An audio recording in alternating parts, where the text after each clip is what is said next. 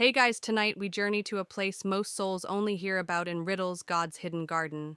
The one whispered about in celestial corridors but never mentioned outright in scripture. This isn't Eden. No, this is something older, sealed behind heaven's ancient gates. Imagine an expanse beyond the stars where even angels lower their eyes out of reverence. You stand before it now.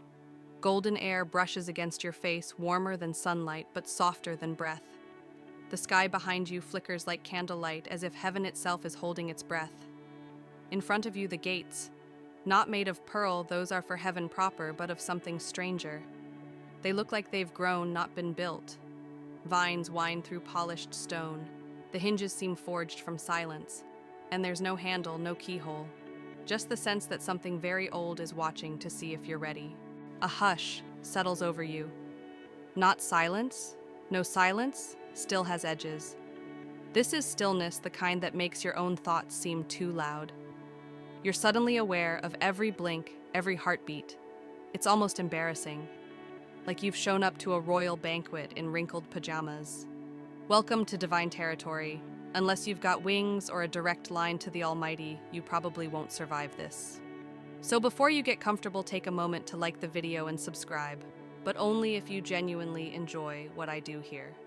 Let me know in the comments where you're watching from and what time it is where you are. Now dim the lights, maybe turn on a fan for that soft background hum, and let's ease into tonight's journey together. You step forward. At first, nothing happens. You almost expect trumpets aglow, maybe an angel with a clipboard and a list.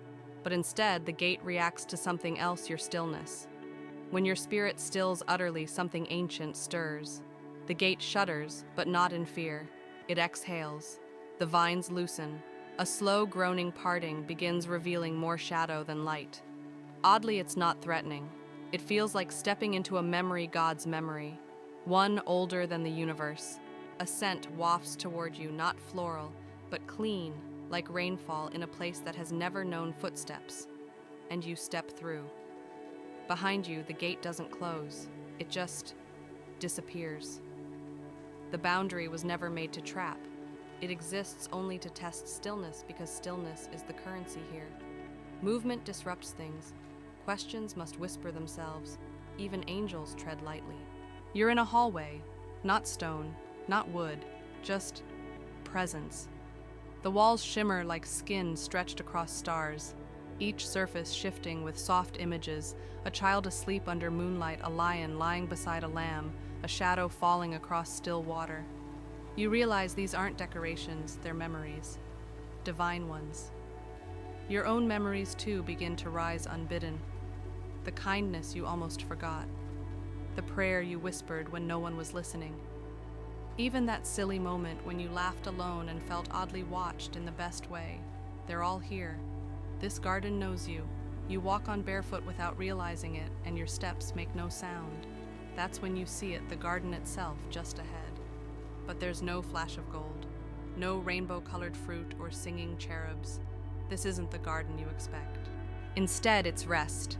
Not rest like naps or tiredness, but the first rest, the one God made on the seventh day, the one He called holy.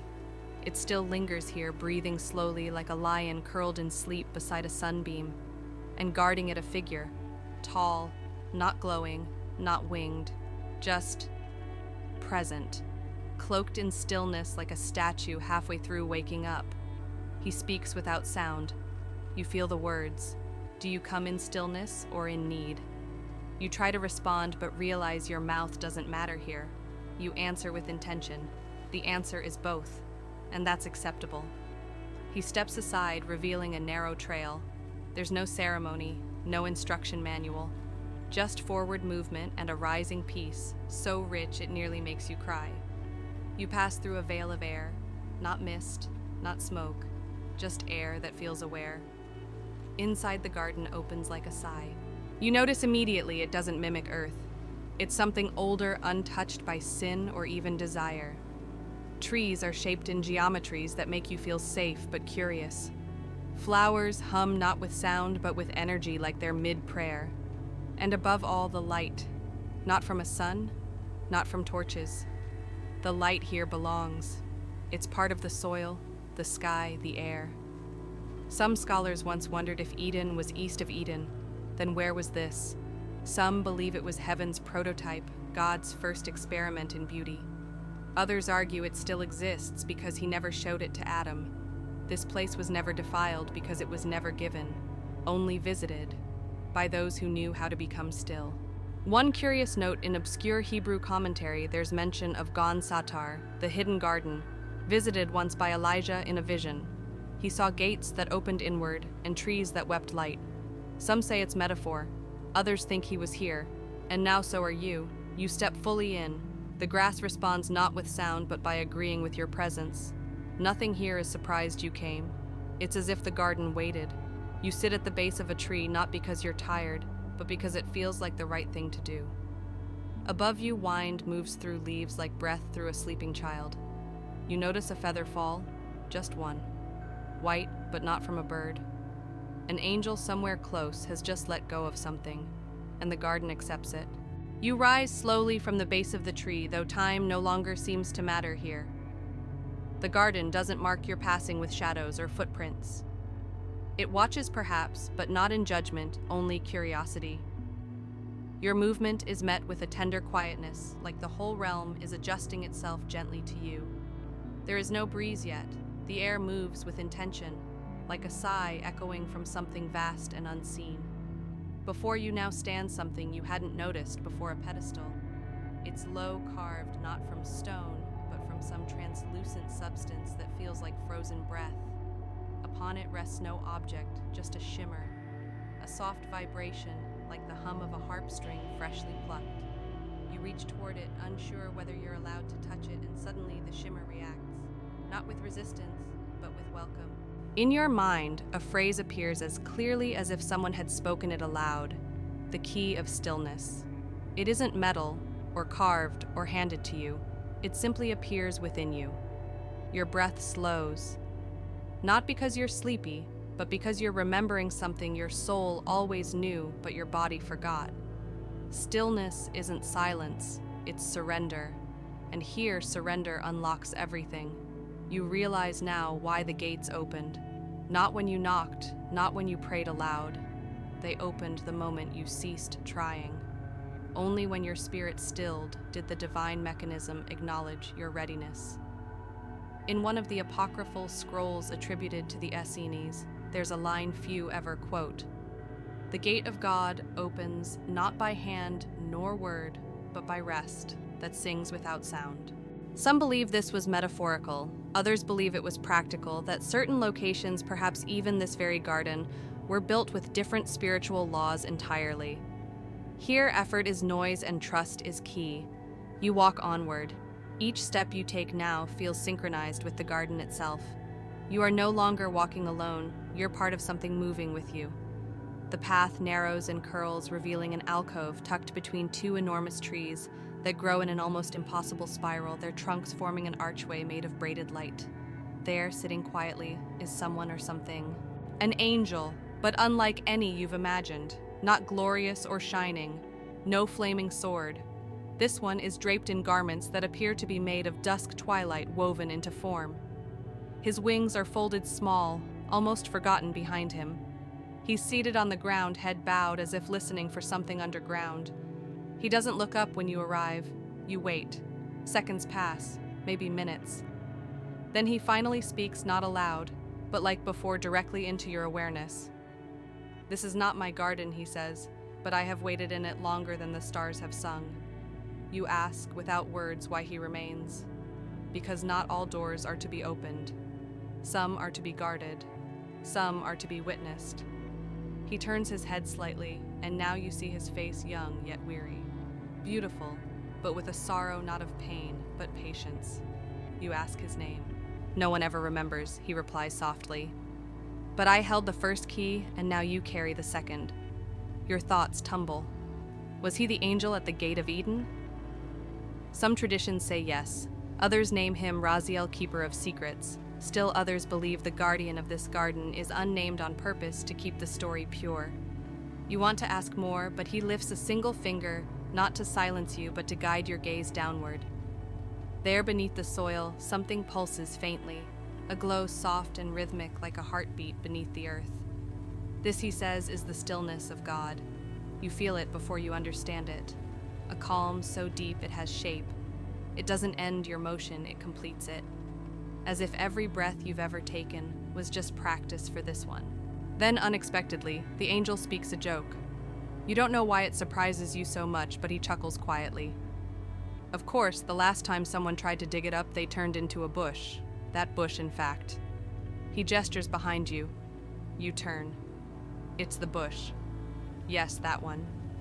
Or a version of it. Flames flicker within it, without burning, flickering in strange colors, lavender sapphire, and something that's probably not on Earth's color wheel. A soft voice seems to echo from within its branches, not a command, but a reminder. Remove your shoes, for the ground you walk is not just holy, it remembers. And your feet, already bare, feel lighter. That moment with Moses was never only about obedience, it was about presence. This garden shares that DNA. You don't need to do anything here. Just be. The angel rises. Without a word, he nods. You feel something like a smile move across your soul. He fades, not vanishes, just fades from notice. As if his work was watching until you saw something he needed you to see. You walk on. The trail now moves toward a soft hill where grass grows in tight swirls. They form patterns like music melodies you almost remember from lullabies half forgotten. On the crest of the hill is a stone seat. Upon it, nothing. Just space meant for someone else. You don't sit. You stand looking out. And suddenly the garden shifts not in form, but in perception. You realize it's not just around you, it's within you now. The key of stillness has opened not just the gate, but your spirit's deepest gate as well. For a moment, it feels like you could see your own soul laid bare across the landscape. And it is not frightening, it is whole, and it is welcome here. You descend the hill slowly, your body guided more by rhythm than decision. The garden doesn't offer direction, it becomes your direction. Every branch that leans aside, every flower that bows slightly, tells you where to go without saying a word. This is not a path you follow, but a path that recognizes you. A strange pressure arrives, not heavy, not cruel, just aware. You're being watched. But it isn't from above. It comes from beside you, behind you, from the shadows in the trees. Then you see him, the angel with no name. He stands half lit by the radiant shimmer of a translucent vine, one arm hidden inside his robe, the other resting at his side, like it has nowhere better to be. He looks like someone trying very hard not to be important and failing at it. You try to speak again, not with your lips, but your thought. He interrupts. Don't name me, he says gently. I've already forgotten it. This angel is different from the one at the hill. There's an edge to him, a friction like parchment that's been read too many times. His face is serene, but behind his eyes something old smolders. You wonder, why would an angel have no name? Some believe that when angels take certain vows, they surrender their names to God as a sign of service. Others say that names can be weights, and those who walk the hidden places of heaven need to travel light. He gestures for you to follow. Together you walk through a grove where the trees grow impossibly tall. Their tops vanish into a misty canopy that glows like moonlight filtered through memory. The angel stops at a narrow stairway, each step carved not from rock, but from something that hums. You step on the first one and feel it vibrate faintly beneath your foot. He speaks again. These are the steps of forgotten prayers. Your breath stills. Each one, he continues, is made of something someone once asked God and never heard back. You stare down. The stair beneath your foot shifts just slightly, a ripple, as if it recognizes being seen. You can't help but whisper, why would God not answer? The angel doesn't smile, doesn't frown, just replies. Not all prayers are denied, some are planted. You take another step. This one feels warm. That was a child who asked to see their grandmother one more time. Another step, cooler now. A man who prayed to be strong but instead became kind. Each step carries a story. You feel them, not with your mind, but your heart. Joys deferred, sorrows transformed, silent miracles. Every unspoken answer the angel murmurs grows somewhere. Most don't know that. They think silence is denial.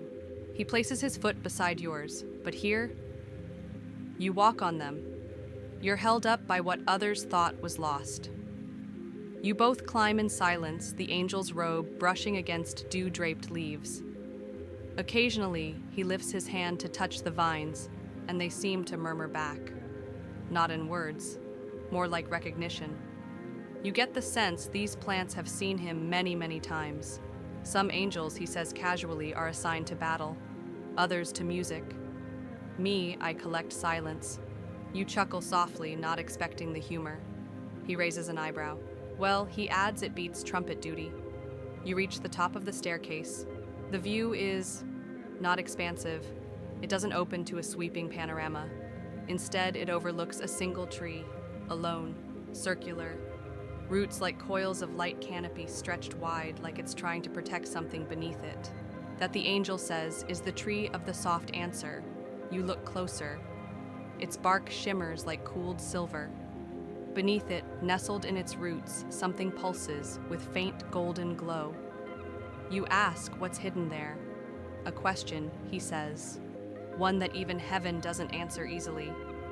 You pause. A weight hangs in the air, not unpleasant, but reverent.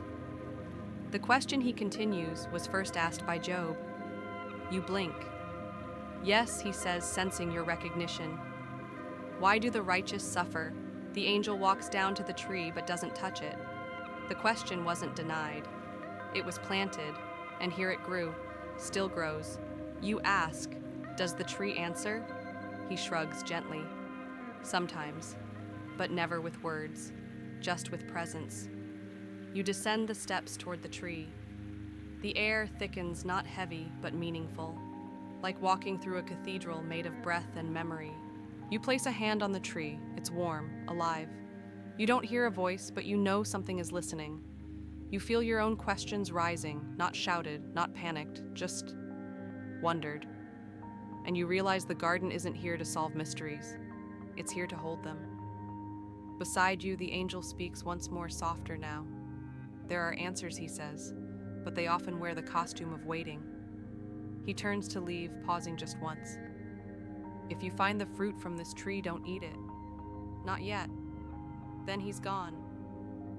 You stand alone now next to a tree rooted in sorrow, glowing with grace. You feel something slide gently across your shoulder, a petal from a nearby flower. Or maybe a tear from the angel who just left. Either way, you understand here, even silence blossoms. And so you sit again. Not because you're tired, but because you are seen. Time in this garden does not move, it breathes. As you rest beneath the tree of the soft answer, the air around you pulses with something like empathy. The tree doesn't speak, it never will, but it knows things. And because you are still, it shares not in language but in feeling. You rise, eventually not prompted by urgency, but by invitation. A path unfurls ahead, cobbled not with stone, but with something softer, stranger petals perhaps, or folded light. You follow. Soon you reach a clearing. Here the air is different again. It tastes of memory. You inhale and smell distant childhood grass after rain candle wax from a forgotten prayer service, the scent of your mother's scarf. You blink, startled. These aren't visions. The air is reading you and returning what it finds. In the center of the clearing is a tree unlike any other. Short and wide, it brims with fruit that glows faintly not with fire, but with something quieter, like warm recollection. You feel immediately that this tree is different from the others. You reach out. The fruit hums beneath your fingertips. And then you realize the truth. These fruits grow from memory. Each one carries within it a specific act of kindness, no matter how small. A cup of water offered, a hand held, a secret prayer whispered for a stranger. The tree has no favorites. It remembers all of them. You pluck one gently and hold it to your chest. Inside it, you see a moment, one you had long forgotten. You were 12. You offered your sandwich to a child at school who hadn't eaten. You had thought it nothing. The tree had not. Some believe heaven forgets nothing. Others say only what is born of love lasts forever. Perhaps both are true. In ancient Midrash, there's a reference to a tree in God's private garden that grows only what man never brags about. It's called the Etz Zikaron, tree of remembering. Some scholars dismiss it as legend. Others argue it was a way to explain why some souls shine brighter than others in the world to come. Here you see the truth of it. The fruit tastes like peace. Not sweetness, not indulgence, just peace, the knowing that something you did long ago still echoes. You glance around. The tree is surrounded by animals. Strange ones, familiar ones. A lion dozes beside a deer, both breathing in sync. A dove nests between the paws of what looks like a great wolf, its eyes shut in deep trust. They do not fear you. You walk among them and they don't flinch. They accept you. Because perhaps they've never known danger. This part of the garden is untouched by harm. Here the law isn't survival, it's harmony. And they're tucked between two fallen branches. You see something else, a scroll. Small, weathered. You pick it up expecting scripture or divine instruction. Instead, it contains a child's handwriting. Scrawled across it are 6 words: God sees what no one does. You pause. That truth lands heavier than it seems. You remember the time you held back tears so no one would worry. The effort you made to stay kind when someone hurt you. The moment you forgave and told no one. God saw. This garden saw. And now it grows from those moments. You sit again beneath the tree. You peel the fruit and watch light curl from it like incense. As you breathe it in, something inside you loosens. Not grief, not fatigue, just holding. The years of holding back, holding in, holding on. Here, you can let go. A squirrel leaps into the tree above you, startling a few blossoms to the ground. One lands in your lap. You pick it up. It's shaped like a tiny heart. Not perfectly, just enough to make you laugh. Cute, you murmur aloud. Real, subtle. A voice drifts by, familiar and teasing. It might be the nameless angel again, or just the garden echoing your humor. You ask, how long do these fruits last? The wind answers not in words, but in a sound like turning pages. You understand forever, even if no one eats them, even if no one remembers. But someone always remembers, a voice adds. You nod. That's enough. You rise, leaving the half-eaten fruit beside the scroll. Somehow you know it won't rot. Nothing spoils here, only ripens, grows, waits. You walk again. The animals part for you not out of fear but courtesy, as if to say, go on, there's more. You pass under a low canopy of trees and suddenly everything quiets again. Not silenced, just stilled. Ahead, water. You've found the stream, and it is unlike any stream you've ever seen. It moves slowly, deliberately, as if it's thinking. The water glows faintly in places, darker in others. You kneel at its edge, watching your reflection shift not with light, but with memory. This stream remembers. You dip your fingers into it and feel a pulse. You see a man, tall, quiet shoulders, heavy with new breath. His eyes are wide, and his skin still carries the dust of freshly formed clay. Adam. The water is showing you Adam. He is looking into this very stream. His hand trembles, his lips part, and a single tear drops into the current. The garden absorbed it. You pull your hand back, breath caught in your throat. The stream ripples again. This time you see something stranger, a song. Not a person, not a voice. Just the feeling of a song once sung here. Perhaps it was Eve. Perhaps it was God. You don't need to know. The water moves on. You rise not out of impulse, but reverence. This is not just a garden of creation. It is a garden of remembrance. Every step you take plants something behind you, and everything planted here grows into meaning. You step into the stream. It is warm. It does not soak your clothes. It welcomes your presence. You walk through, and as you do, it feels like the stream walks through you as well, carrying away, not sin, not shame, but noise. When you step out on the other side, you are not changed. You are revealed. The soil on this side of the stream feels softer, almost alive beneath your feet, as if it knows who has crossed. You pause and glance back, but the water no longer reflects you. Instead, it mirrors a sky filled with stars that no longer exist.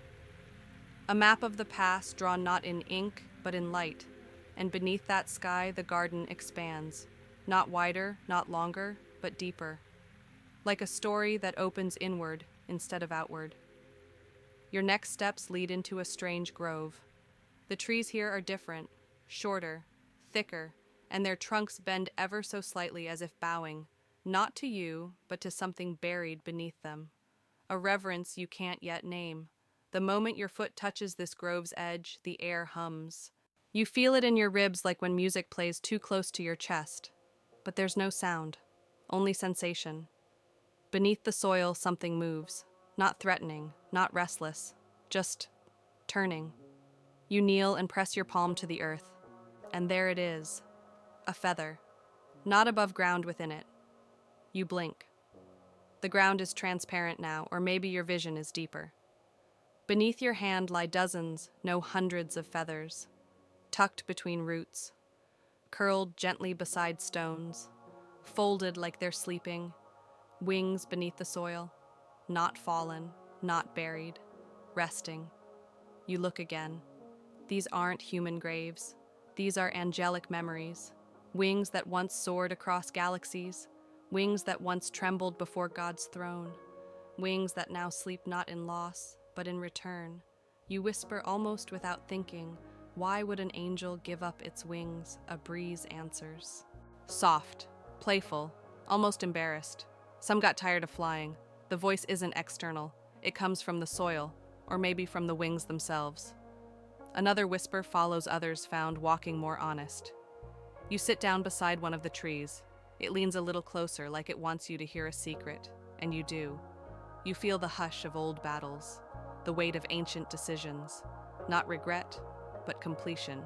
One feather rises gently from the soil near your foot. It floats. You catch it. It's smaller than expected, light as breath.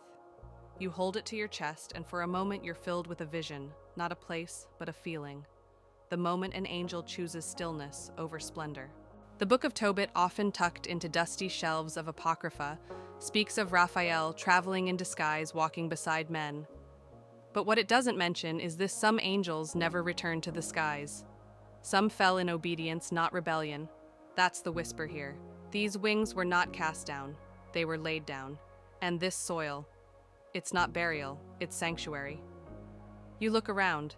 The grove is a library, a nest, a whispering choir of past missions and quiet retirements. One tree bears a mark almost like a seal etched in light. You walk toward it. As you approach, the tree shudders slightly, and from its base, a shape emerges. Not rising, not growing, just revealing itself. It's a stone basin. Inside it, water again. But this water is different. Dark, not black, but deep like the night between stars. You peer into it. At first nothing, then wings, moving slowly beneath the surface. You touch the water and a question surfaces in your mind. Would you give up your ability to soar if walking brought you closer to the Creator? It's not a demand, just a reflection. You consider your own lifetimes when you wanted to be elsewhere, higher, better, and the quiet moments when simply being present, grounded, was far more holy. Maybe some angels learned that flight wasn't always forward. Maybe rest is a direction too.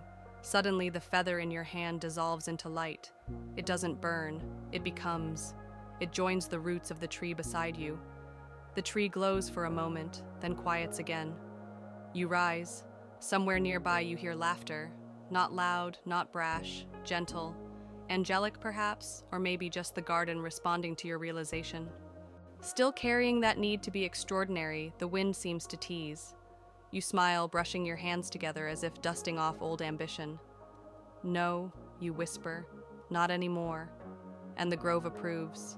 Petals drift from above, catching on your shoulders, resting in your hair, like metals pinned by invisible hands, not for success, not for greatness, but for stillness, for understanding.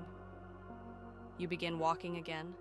The wings do not follow, but somehow you feel accompanied. The trees thin ahead, revealing another path. This one glows faintly beneath your feet, as if your next steps have already been anticipated. And for the first time since entering the garden, you hear a sound not just within, but outside. A language. Not one you've ever heard. Not Latin, not Hebrew, not even human. It sounds like sunlight melting over glass. You pause, because this isn't just a voice. It's a language you used to know before you were born, and now it's calling you forward. You step forward, drawn by the sound. It isn't music, not exactly. It's a cadence older than song, more fluid than speech. The syllables seem to carry weight without gravity, floating in the air like misted oil. You don't understand it in your mind, but your spirit leans toward it instinctively. This is not Earth's tongue. You're hearing heaven's forgotten language. Each tone brushes against you with purpose. Some make your heart ache. Others pull memories you didn't know you carried. One sound, soft and round like a yawn wrapped in velvet, causes the hair on your arms to rise in reverent recognition. The path before you curves, framed by crystalline ferns that hum quietly in rhythm with the voice, not echoing, harmonizing. And then in the center of this spiraling grove, you see her. She is not standing nor seated. She simply is. A presence shaped like a woman, not glowing, not armored, wrapped in layers of flowing linen that ripple even when the air is still. Her hair is long and dark like a night with stars hidden behind clouds. Her eyes don't shine, they remember. You don't ask her name. You already know you couldn't pronounce it. Instead, you bow your head slightly, not out of habit, but instinct. There is something ancient here, something holy, something fluent in the beginning of things. She speaks not with her mouth, but through the language in the air. Each word lands inside you like it was always meant to be there. This tongue, she says gently, was the lullaby of stars. You nod, overwhelmed. Adam spoke it. She continues only until he learns shame, and there it is, a truth so simple it chills you. Some believe the first language wasn't Hebrew, but something unspoken, yet understood, carried through light gesture and tension. The Targums speak of a primordial utterance that required no breath. Others call it Lashon Hay, or the language of light. You're hearing it now. The woman gestures to the grove around her. Every leaf here remembers it, she says. And you notice the plants bend not to wind, but to syllables. Each time she speaks, the branches sway, the flowers tilt, the stones pulse faintly. Not because they're reacting, but because they're part of the sentence. Even creation knows its native tongue. You try to respond, not with English, not with thought, with feeling. You open your spirit not to speak, but to echo. And somehow, you answer. A single note, low, shaky, but real. The woman smiles. You remember, she says, even if your body does not. You're startled by a sudden thought. When did I forget? But the moment you ask, the question dissolves. Here, forgetting is not failure. It's simply part of the return. You sit beside her on the moss. She picks up a stone and tosses it lightly into a pool that wasn't there a moment ago. Ripples form words. You read them not with eyes, but presence. In the beginning was not silence, but understanding. She tosses another. Light was the first sentence. You laugh softly. She chuckles too. It's all very poetic, she admits, until someone tries to write it down.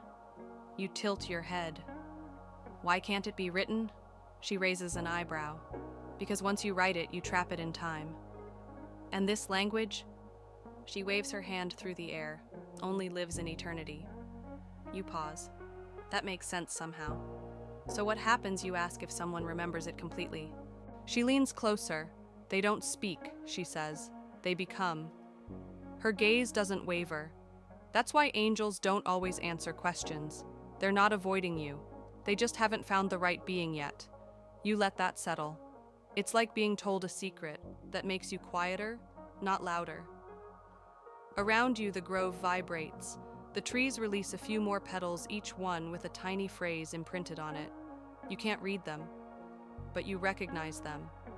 They're parts of prayers you thought you'd never get the words for. You stand again. The woman rises with you, not hurried, not heavy. Further in, she says, pointing to a vine-covered arch. The language grows louder. You hesitate. What if I forget it again? She smiles, not kindly, but confidently. You can't forget what's been planted. It grows every time you choose kindness, every time you rest, every time you listen. She turns, vanishing between the folds of the grove. The last thing you hear is one word cast like perfume into the air. You don't know what it means, but it feels like you belong. You pass beneath the arch. Your shoulders lighten. Something flutters past your cheek. A feather, no. A letter made of light. It dissolves before you can catch it, but your heart feels full. Heavier and yet freer. You're fluent in a language you can't explain. And that's enough. You walk forward, and with each step, the world adjusts to your understanding. Stones speak in pulses. Leaves spell encouragement with their movements. The air is no longer still, it converses. You begin humming, unsure why, and the garden hums back. The hum lingers, not around you, through you, as if your bones remember a lullaby sung before creation. Each step feels like the next note in a divine melody. You are not just walking, you are participating in something much older than footsteps. The arch behind you fades. The trees shift their alignment. Not dramatically, just enough to create a narrow trail flanked by moss-covered stones, each one softly glowing from within, as though illuminated by memory rather than light. Then ahead, water again. But this time it moves in defiance. A stream flowing backwards. You stop at its edge, stunned. Droplets rise from the surface, floating upward in slow, graceful spirals. The water doesn't crash or bubble, it climbs. Not in haste. In return, rain that falls in reverse. The grass drinks from the air. Leaves gather dew from the clouds above. Petals open before being touched. The whole space is moving backward, gently undoing the evidence of time. You kneel. You don't feel disoriented. You feel corrected, as if some part of you is realigning. Some theologians, particularly among the mystics, once speculated about a hidden place where divine time flows in reverse, where moments are returned to God, one drop at a time, where nothing is lost, only rewound. You watch a flower nearby. Its petals fold inward, slowly, gracefully, like a bow to the Creator in rewind. Then it disappears into its own bud, which nestles softly into the soil. Unbloomed, undiminished. The angel returns, perhaps the same one, perhaps not. You've stopped trying to count. He gestures toward the stream. You can cross, he says. You ask, will I forget again? He replies, only what you no longer need. You place your foot into the water. It doesn't resist, it accepts. And immediately, something unexpected happens. Your memories rise, but not the loud ones. Not the heartbreaks, not the failures, the quiet ones. The time you helped someone and told no one. The moment you looked at the stars and didn't ask for anything. The time you wept, not out of sadness, but because a song was too beautiful. These memories don't flash, they bloom. Petals rising from the stream, formed from images only your soul remembers. You wade deeper. The water doesn't soak you. It doesn't cling. It simply flows backward, taking with it what no longer serves. Not erasing, releasing. You laugh. A full belly-deep laugh. It sounds foreign here. Then, welcomed. The angel smiles faintly. Very few laugh in this place, he says. They think it's for mourning. You say it feels like dancing, he nods. Then you're learning. On the far bank, something waits. Not a structure, not a creature, a star, not above, not in the sky, in the soil. It pulses with quiet light, steady and small. You approach. It glows, not blinding, but insistent. A small celestial body embedded into the earth like a forgotten gem. You kneel beside it, and then you feel it weeping. Not with sorrow, but with memory. A warmth spreads from its center, and with it, a vision. A single being falling, not cast out, not punished, descending voluntarily. A tear falling beside them. Some say it was Lucifer. Others believe it was something even older, an angel of light who chose obscurity so others could shine. This star is what remained. The star that didn't burn. You realize it didn't fall in rebellion. It fell in mercy. To light a part of creation no one else wanted to visit. Some believe fallen stars are symbols of loss, but here you see it differently. This star chose to fall and became a seed. Its light isn't gone, it's hidden.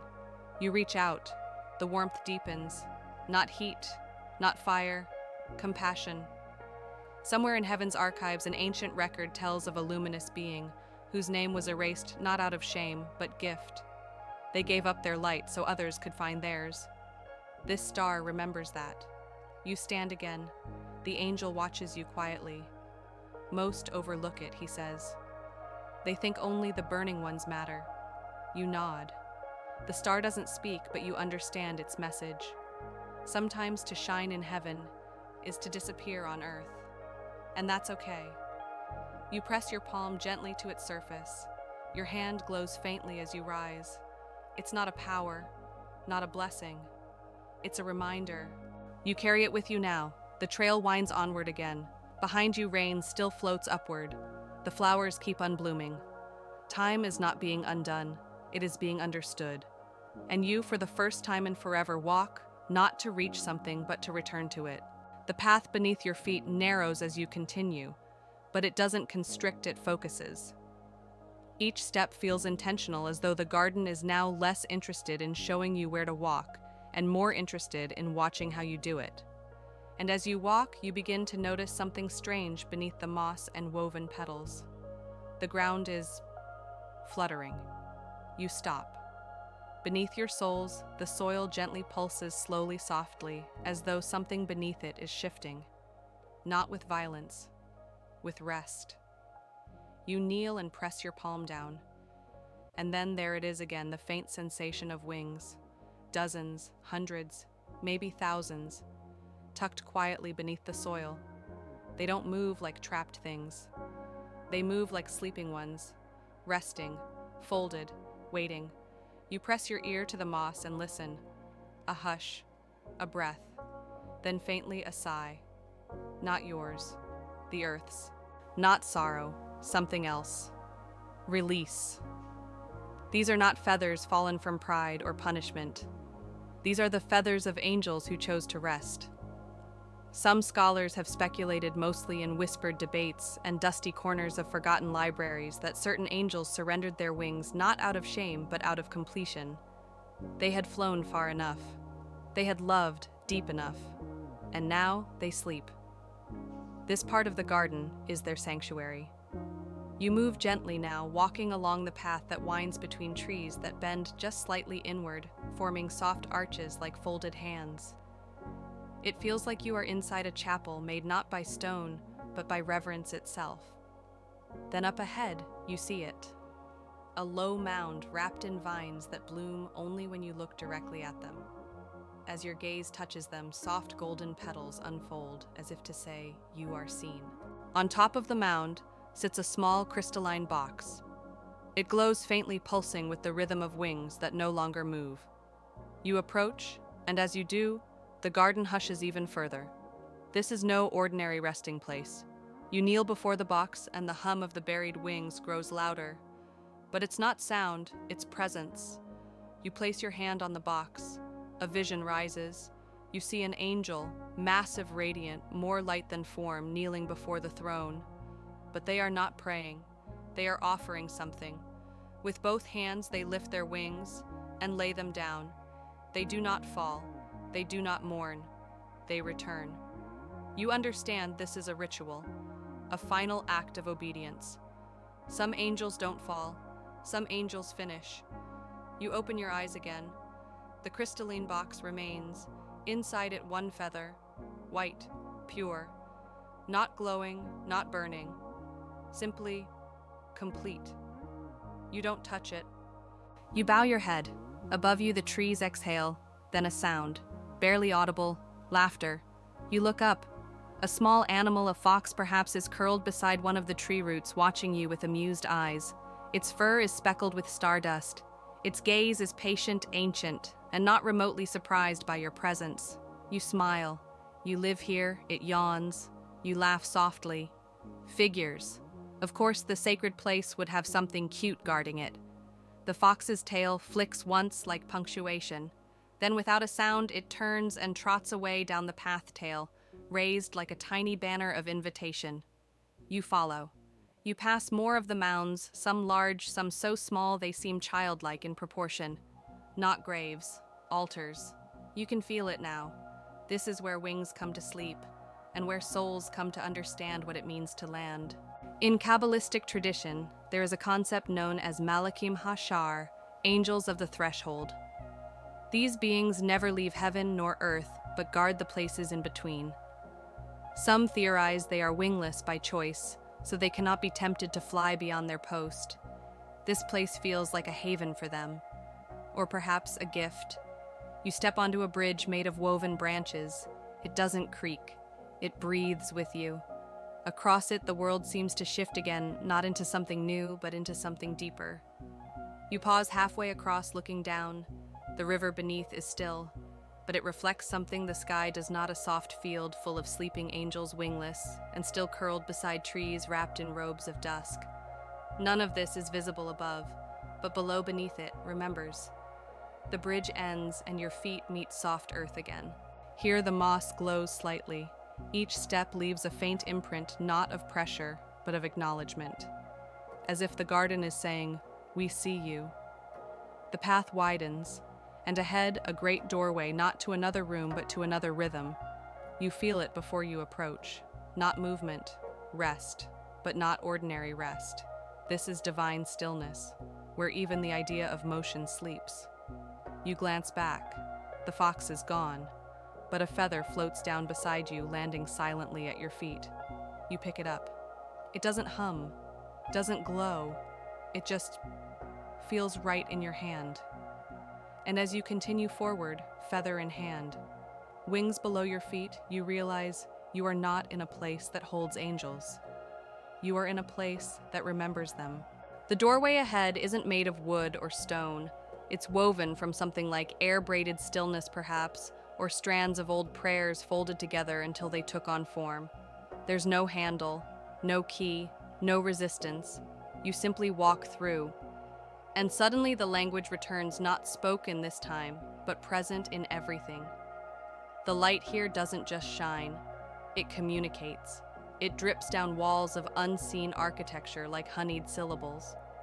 You find yourself breathing in rhythm again, as though heaven itself is speaking, and your lungs are simply responding with amen. Then something peculiar, a soft echo, not a sound, but a reflection. You look to your left. A wall of light flickers, showing you a vision, not from your life, not quite. It's more like a memory of the world seen from above. You see Earth, but not as it is, as it once was.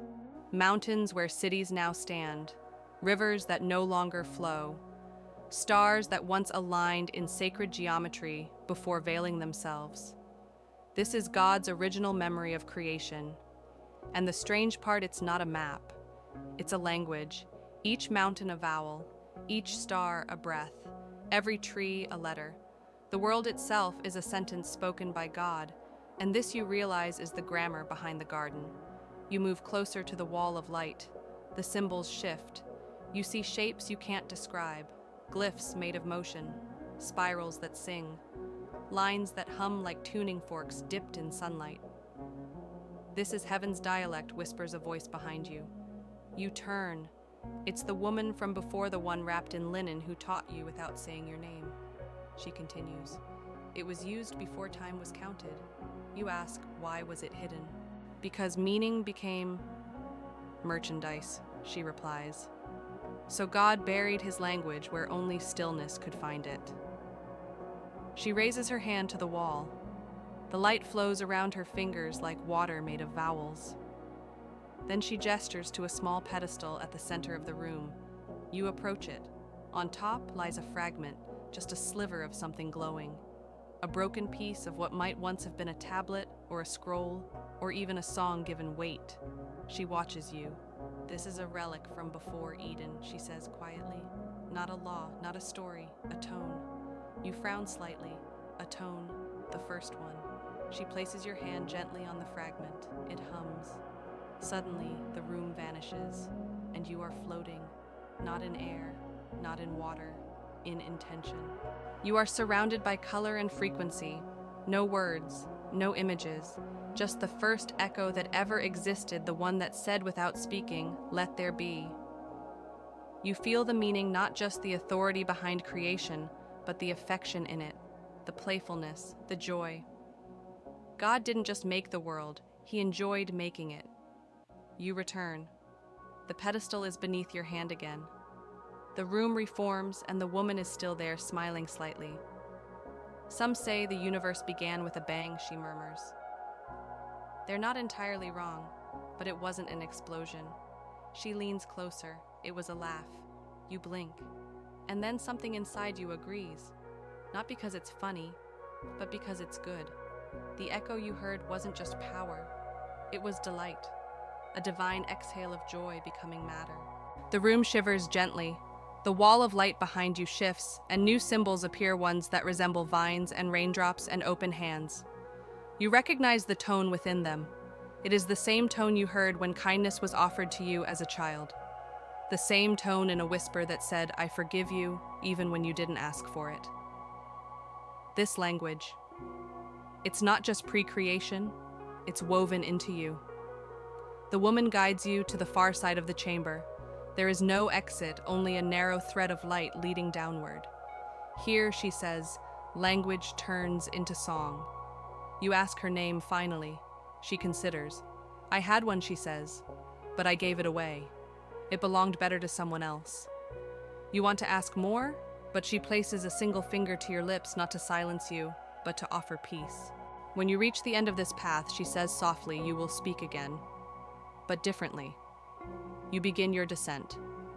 The thread of light coils gently beneath your feet, illuminating each step just before you place your weight upon it.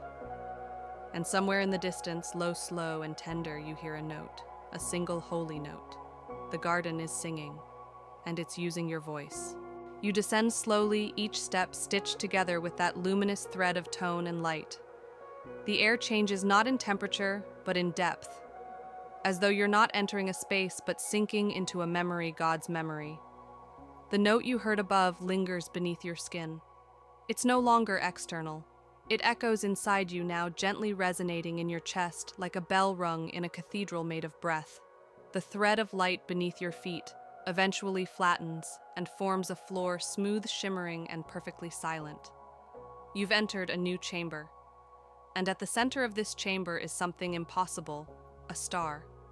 Not above, not beyond. Just here, suspended in stillness, motionless, unburning. The star that didn't burn. It hovers, pulsing with a subtle rhythm, not like a heartbeat, but like an idea trying to remember itself.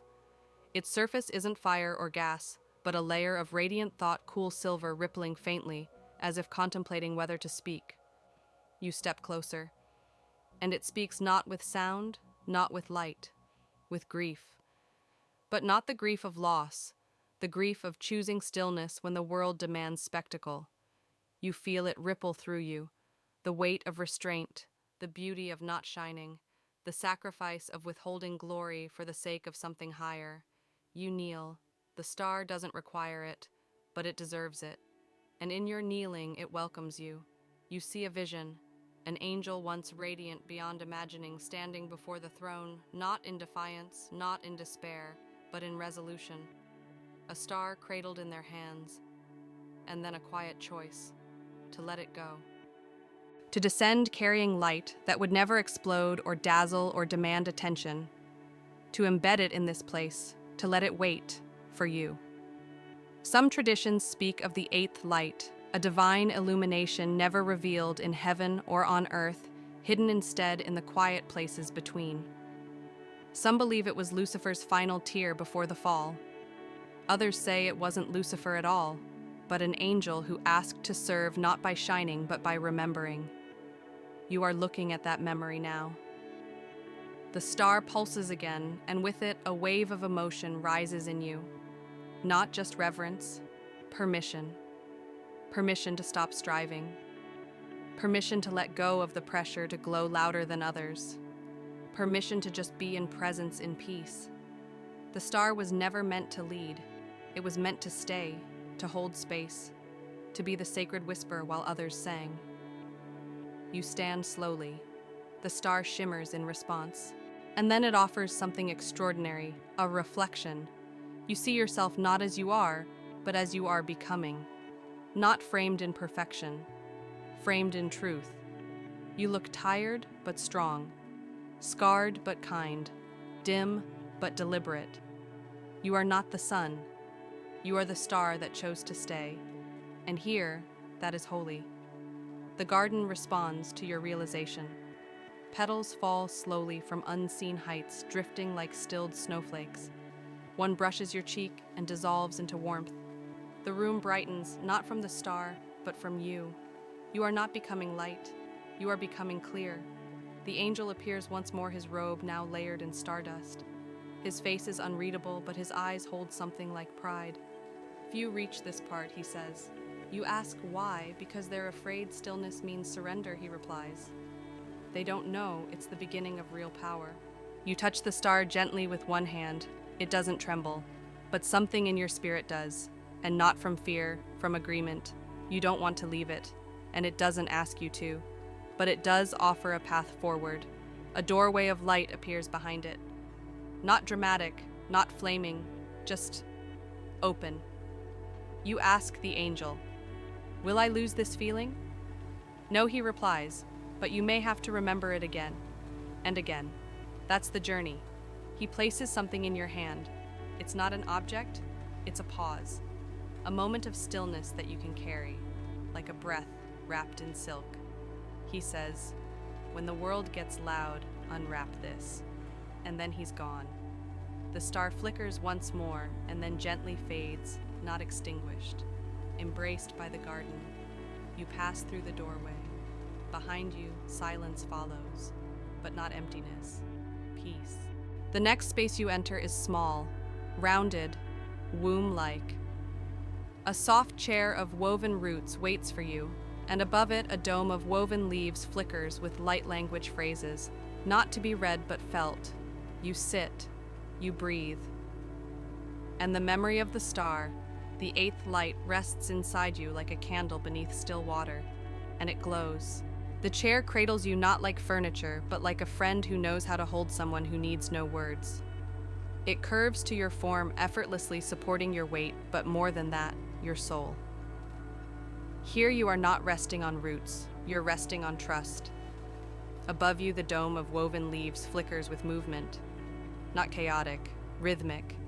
The symbols stitched into its surface rearrange slowly, as if spelling out sentences meant only for your spirit. You close your eyes for a moment, and that's when you hear it. A vibration, not a sound, not a voice, but a doorway made of song. You open your eyes and stand. The dome parts above you like curtains drawn by invisible hands, revealing a path that spirals downward, not into darkness, but into resonance. You step forward and follow it, your fingers brushing the walls as you go. They pulse with something ancient, something sung. Soon you arrive at a stone gate, no lock, no writing, just a single inscription carved directly into the stone, glowing faintly. Enter only if you remember. You hesitate. What must you remember? And then it surfaces. Not a memory of your past, a memory of your purpose. You don't speak it aloud, you just acknowledge it. The gate opens. Inside is a chamber of pure sound, not noise, meaning made audible. A door carved from psalms. The walls hum with verses not recited, not written, lived. You can feel Psalm 23 as air itself. You walk through the valley of the shadow of death, but here there is no fear, just clarity. The shepherd is not watching from afar. He is the floor beneath your feet, the air in your lungs, the warmth beside your spine. You turn and touch a portion of the wall. It ripples. Suddenly, a private psalm reveals itself, one you've never read. Because it was never written. It was meant only for you. You feel it unfold in you like a scroll hidden beneath your ribs. It says, I was with you the day you didn't cry because you didn't want them to worry. I held your breath when you gave your last piece of strength away. I sang over you the night you didn't sleep, not because of fear, but because you didn't want to miss the morning. You sit on the ground, overcome. The room hums gently, not to fill the silence, but to affirm it. The Psalms here are not poems. They are proof. Proof that God doesn't just listen, He remembers. He collects. The book of remembrance spoken of in Malachi is more than a ledger of righteousness. Here you realize it is also a hymnal, each act of faith, no matter how small, woven into heaven's melody. You stand again and move deeper into the room. One wall pulses with rhythm more than light. You touch it, and it begins to vibrate. A passage opens, not a door this time, but a sound fold like fabric stitched with harmony being pulled aside. You step through. On the other side, a new landscape. A small garden within the garden, circular, symmetrical, delicate. At the center, a chair made of echoes. You don't see it immediately, but you feel it. It pulls not your eyes, but your memories. You sit, and as you do, the space activates. Every whisper you've ever spoken into a prayer is played back not aloud, but in tone. The time you muttered, I can't do this, and didn't realize God had already answered. You don't have to. I'll do it with you. The moment you whispered, please, and the world seemed unchanged, but the garden heard. Even the time you said nothing but your tears slid silently down your face. That too is here, all of it, carved into the very material of this room. A throne made of echoes, not majestic, but truthful. You look around and realize every soul has one, not in heaven, not after death. Here, in the still parts of the spirit, the places most people never visit because they're too busy trying to survive. But you're here, and in your stillness the echoes sing back. You close your eyes, and for a moment the garden becomes your own breath. The chair beneath you doesn't dissolve, it becomes you. You are not sitting on echoes anymore. You are part of them. You are the remembered whisper, the quiet cry, the psalm never written, and finally you understand God did not need your volume. He needed your presence. And now that you've given it, the next gate begins to open. The gate opens not with sound or motion, but with invitation. One moment it is there, and the next it simply isn't. The way forward reveals itself like a curtain gently lifted by the breeze, and you pass through without effort, only intention. You leave the echo chamber behind. Yet somehow, the echoes do not leave you. You carry them now not as memories, but as threads of song woven gently through your spirit. The space ahead dims not into darkness, but into dusk. The light here is low, warm, amber-hued. It doesn't illuminate, it comforts. Shadows move softly at the edges of your vision, not hiding anything but wrapping it. Everything feels covered in the velvet of quiet reverence. And then you see it. A figure, not standing, not glowing, simply present. Wrapped in robes of flowing shadow, seated on a bench that seems carved from twilight itself. You don't approach, you don't need to. It notices you. A whisper reaches you not as sound, but as a coolness in the air. You've come far enough to be trusted with this part. The figure stands. It is tall, its face obscured, not hidden by design, but by mystery. This is not a being to be stared at. This is a guardian, a shadow of protection, the shadow that protects. Light is for seeing it continues, but shadow is for guarding. You're confused at first, aren't shadows the absence of God? The figure responds before you speak. No. Shadows are where he hides the things he loves until they're ready to be revealed. You let that sink in. Not all that is holy shines. Some things rest in the half-light gestating beneath his hand like seeds in rich soil. The path curls around you both now and the figure begins to walk. You follow quietly. There is no rustle of leaves, no crunch of steps, just presence, shared presence. As you walk, the figure gestures to the trees overhead. You look up, there are carvings in the leaves, names. Yours is not among them. Yet, these are the ones who learned to wait, the figure says. Those who lived in the pause between question and answer. You nod. You know that space too well. The trees hum faintly with peace. Not triumph, not revelation. Peace born from endurance. Then the figure stops at a pool. The water is still dark as ink, and yet reflective more than mirrors, more than memory. You kneel beside it, expecting to see your face. But instead, you see every time you've been protected, the near accidents, the missed opportunities that later became blessings, the days you felt alone but never truly were, the nights you almost broke but mysteriously held on. They are all here, not dramatized, just witnessed. I stood beside you once, the figure says. When you thought no one noticed, you ask when it responds. When you almost gave up on them, on yourself, on everything. I leaned between you and the edge, not to stop you, just to soften the fall. You swallow hard.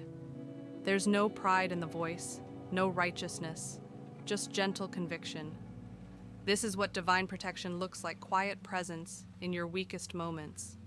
No trumpet, no light, just shadow that bends around your breaking point. You turn to thank the figure, but it has moved. Further ahead now, waiting again. Follow me. There's one more thing you need to see. You pass under a thick bough of trees where the leaves grow in dense patterns, letting only slivers of gold through. The path narrows again and then opens into a glade. At the center, a small wooden platform, circular and unassuming. Upon it, a single lantern. It doesn't glow, it illuminates, but without flame, without heat. The lamp without flame. The figure steps aside. This light comes not from fire, it explains, but from remembrance. You kneel beside it. It glows faintly the moment your presence draws close, and you realize the light strengthens as you become still. Not silent, still. The more your thoughts settle, the brighter it shines. You ask, what is it made of? The figure replies, every time you chose peace instead of power. Every time you forgave instead of explained. Every time you loved without a reason. You sit quietly. The light grows warmer. Not hotter, just closer, like it recognizes you now. In ancient writings, especially among the desert mystics, it's said that a flame without fire burns only in heaven, and that God's truest light does not scorch, but shelters. This is that light. The figure steps into the shadow again, nodding once. You will walk forward alone from here, but only in steps, never in isolation. You rise. The lantern dims but does not go out. You sense it will glow again whenever someone comes close enough to deserve its warmth. You walk onward, your own light, steadier now, because you've met the shadow, and you are no longer afraid of the dark.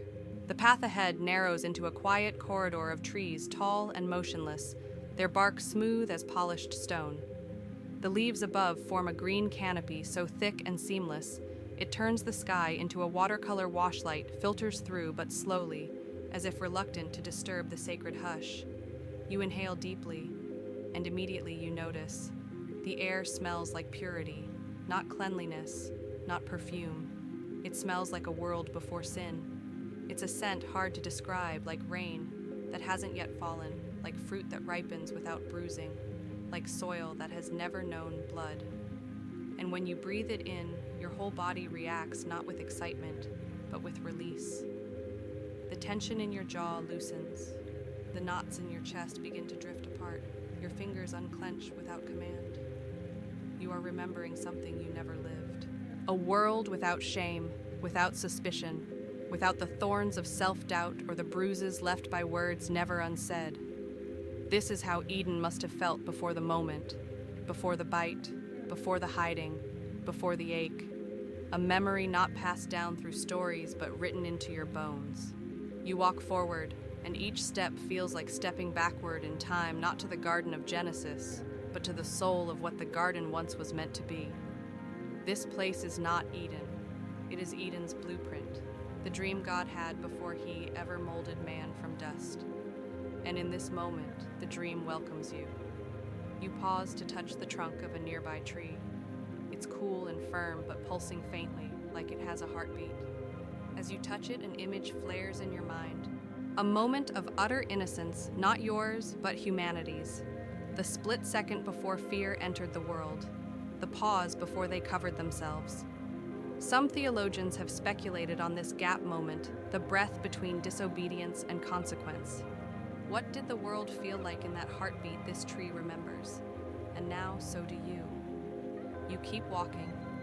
Soon the path opens into a glade, bathed in golden light. And there, lying peacefully among the wildflowers, are creatures, not strange ones. Familiar ones, but not as you know them. A lion lies curled beside a lamb, both asleep, both at peace. A snake winds itself lazily around a branch, not coiled to strike, but basking in the warmth. A bear naps on its back paws, twitching gently in some dream you'll never be allowed to see. Animals who've never known death, not even the idea of it. No flinch, no fear, no fight.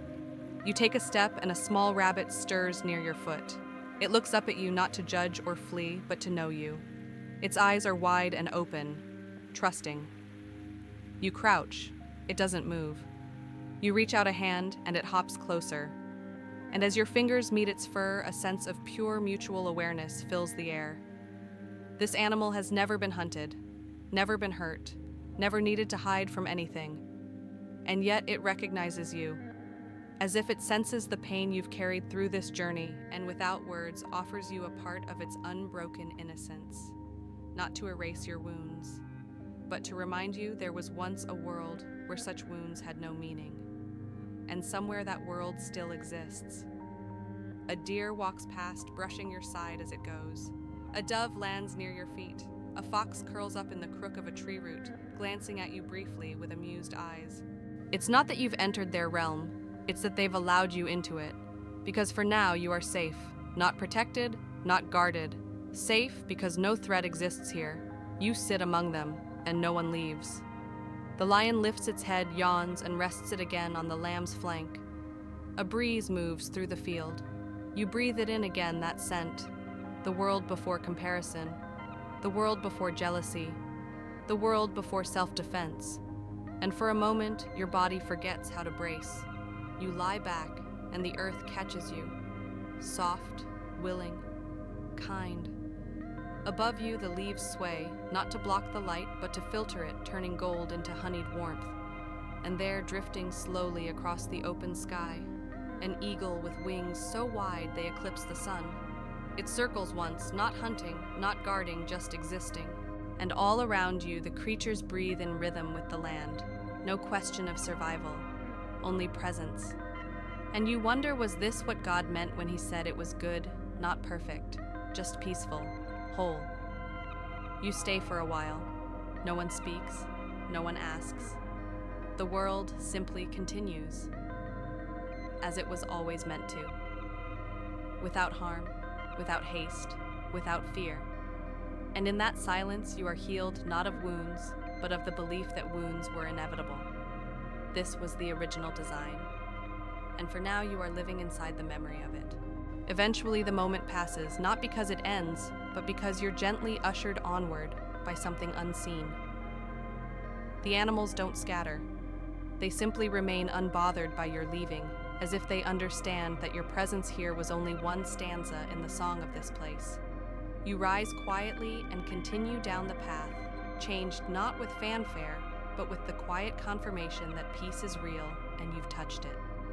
The terrain shifts again, softer still. The earth beneath your feet grows warmer, smoother, more deliberate, almost like polished stone, but organic. It feels like walking across pages that have been gently pressed shut for millennia. Then ahead, a source of light, small, steady, but unlike fire. You approach and see it clearly floating just above a low pedestal, hovering in stillness, is a lamp. It emits a glow that warms your bones, though there is no heat. Its body is formed of crystal, yet its light is not contained by it. It moves slowly outward, like a breath dissolving into the air. The lamp without flame. It glows because something holy is nearby. You. It's responding to you. You kneel beside it, and the closer you get, the more clearly you feel the source of its radiance.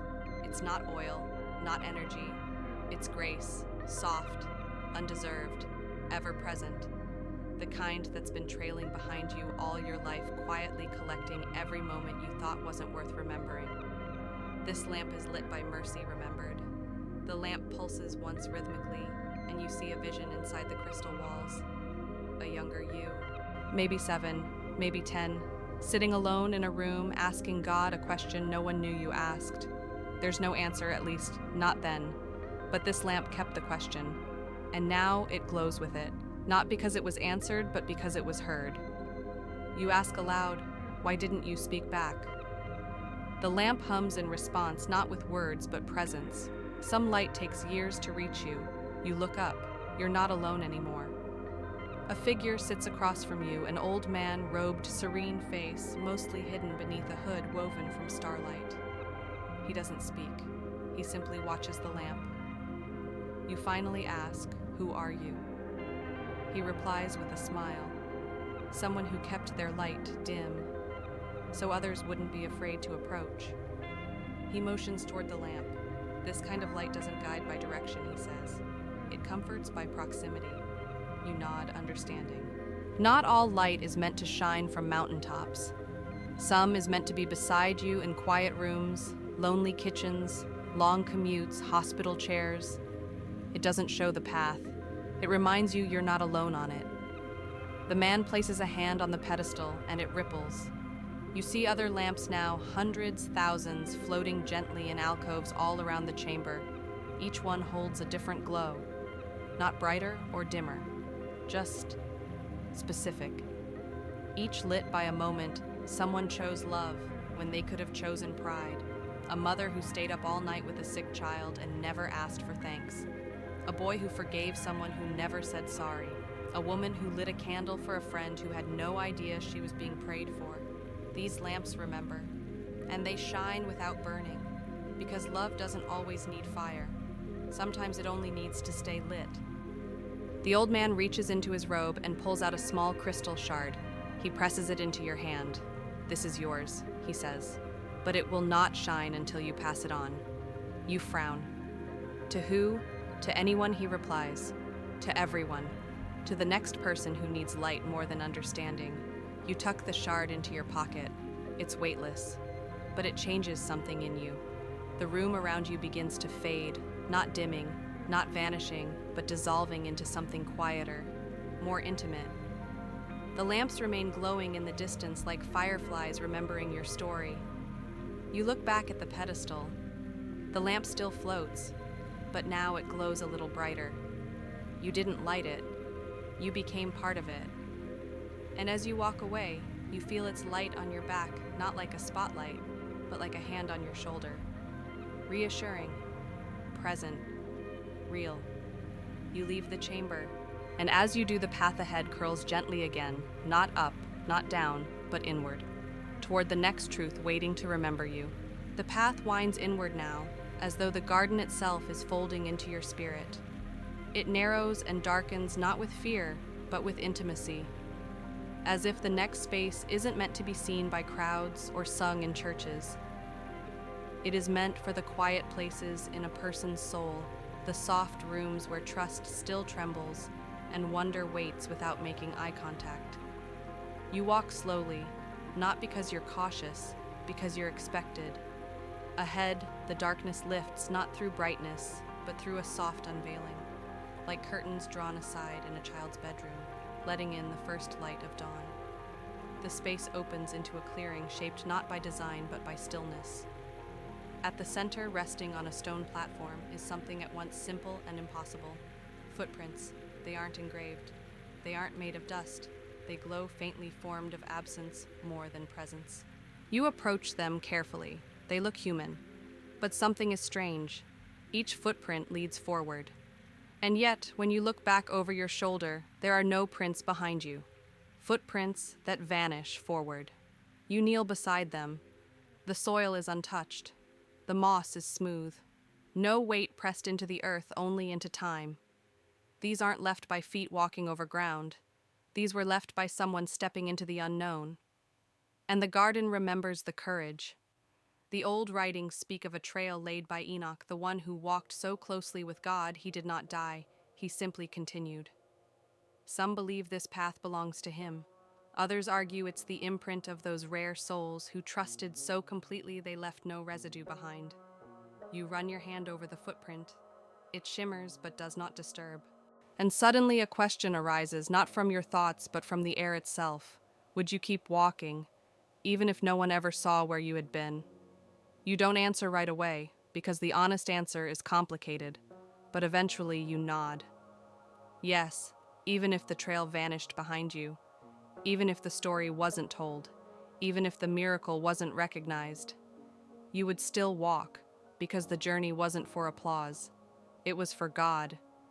You look up, and now you see them more footprints, leading deeper into the grove, each one only visible just before you step into it.